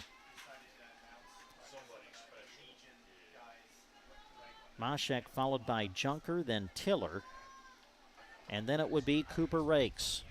Again, it's the top of the order for McCook here in the bottom of the 9th. The pitch misses, ball 4, a leadoff walk to Moshek, and the tying run is aboard here in the 9th. A lot of those pitches were falling low for Record. It'll be interesting to see if now from the stretch he can bring those up a little bit. So now Ty Junker, the second baseman. Ty was right in the middle of all of that craziness that ended the top of the 9th inning. Playing second base. Here's the pitch from Record, and that's down low. Ball 1, 1-0. Waiting on deck is Trey Tiller, and then Cooper Rakes. Going right through the heart of the McCook order is Record here in the bottom of the 9th. The pitch right back up the middle off the glove of Record. It dies in the grass, and there will be no play to be made. Everybody will be safe. That's tough. That's really, really tough. It looked like there were, first of all, the ricochet off of Record's glove, and then there was almost a play that could have been made by Hartman there. Wow.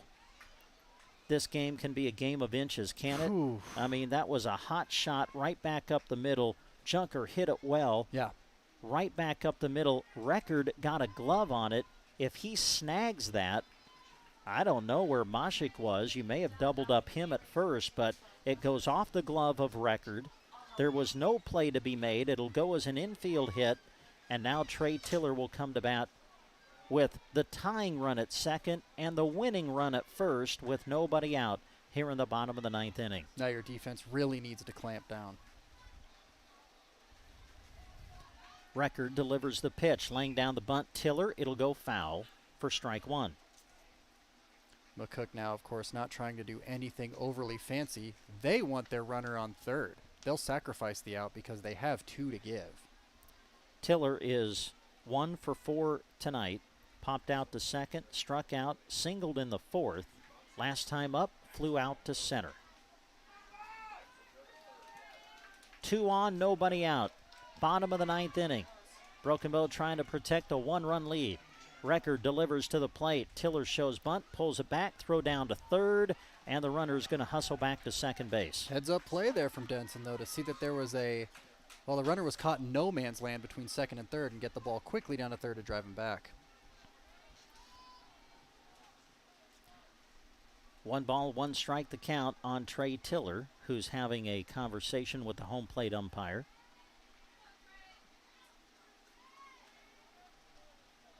Tiller steps back into the box and ready to receive the 1-1 pitch.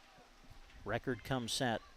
Caden delivers. Down low. Denson going to throw to third, and they might have the runner caught between second and third now. Oh, the throw to second base is high, and able to slide underneath it is Moshek, the runner at second. Boy, that was close. He was dead to rights if that throw to second was on target. So runners remain at first and second base. 2-1 is now the count on Tiller. For McCook, tying run at second, winning run is at first. We play in extra innings. We are in the bottom of the ninth. Record delivers the pitch. Tiller pulls the bat back, and the count is 3-1. The last thing you want to do here is throw a ball.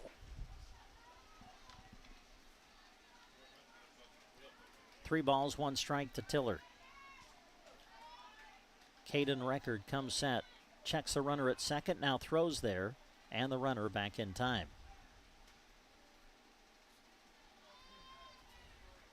Have we mentioned yet tonight that the drama is building? I'm sweating. It's air conditioned in here. Dave left the booth. He couldn't take it. I'm about ready to let you call the rest of it because I don't know if I can take it. 3-1. Tapper back to the mound off the glove of Record. Hartman picks it up. Did he tag the runner at second? Throw to first. Did they get him? I think he did. They got a double play out of it. Oh, what a play by Owen Hartman. Whew.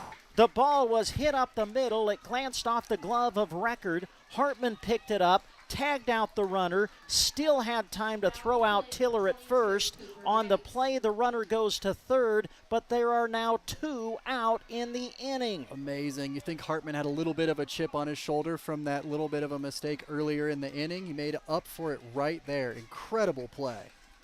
Oh, my goodness. And now Broken Bow is an out away from advancing in the tournament. The tying run for McCook is at third, but there are 2 out, and here is Cooper Rakes. The pitch, down low, got away from Denson, but he kept it in front of him, and the runner not able to advance from third.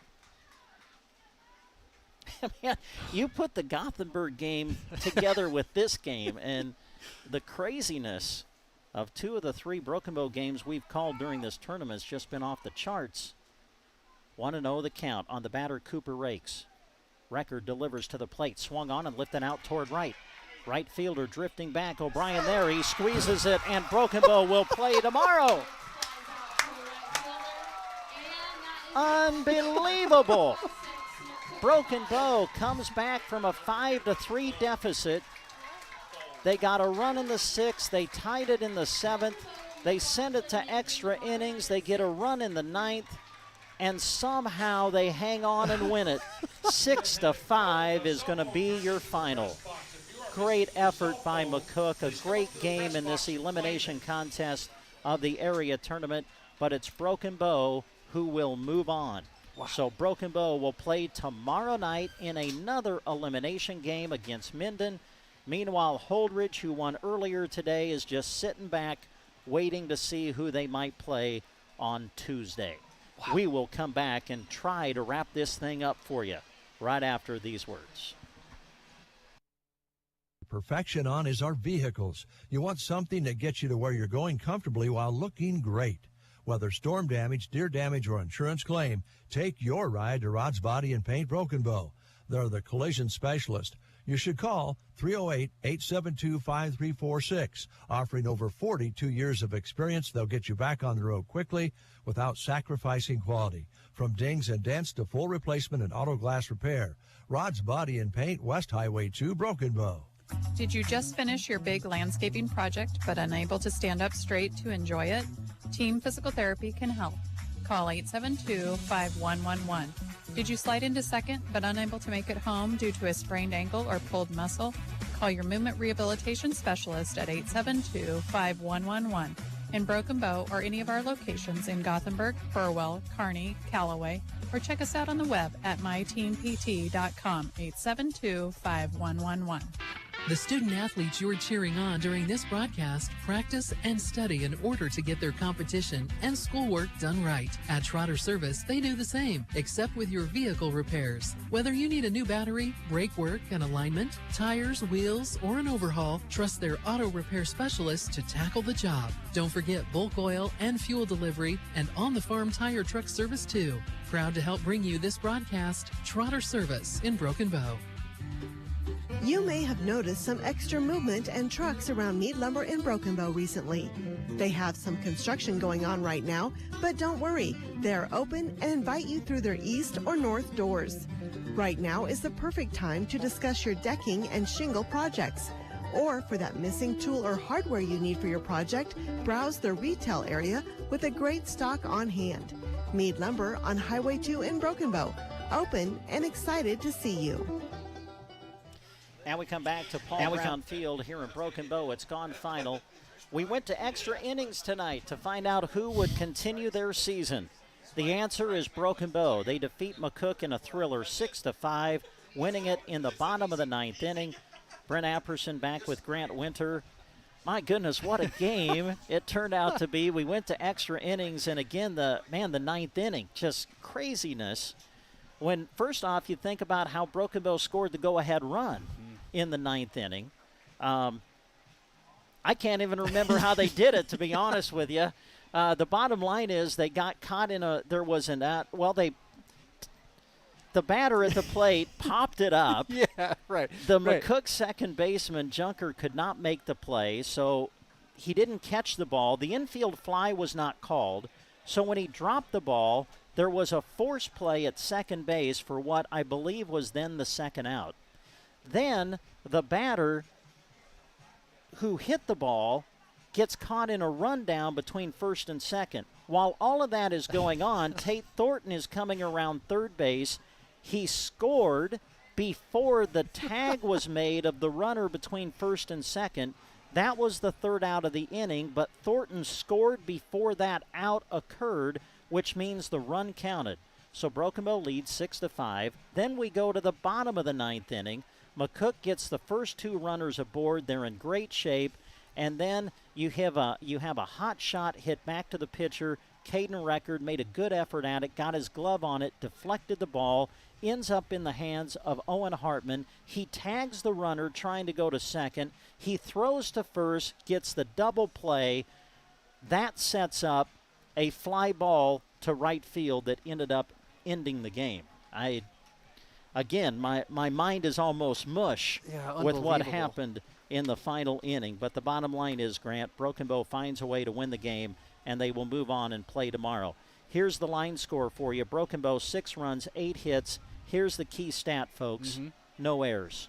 That's huge. McCook, meanwhile, 5 runs, 11 hits, 7 errors.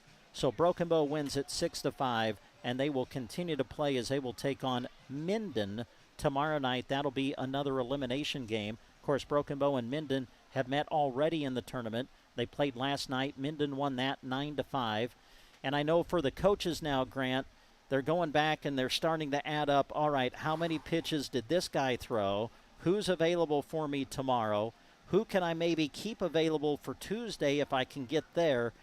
But the bottom line is you're still playing, and Broken Bow, I know, is very excited to know that they will play at least one more game. Absolutely. I mean, you talk about the problems and the head scratching of figuring out your pitching situation, but after a game like this and a situation like this, that is a great problem to have. Yes, that's a very good comment. Very good problem to have. Well, a good problem to have for us is we got to come back to work tomorrow night. And so we will do that. We'll have more baseball on the air for you tomorrow night on KBBN 95.3 FM.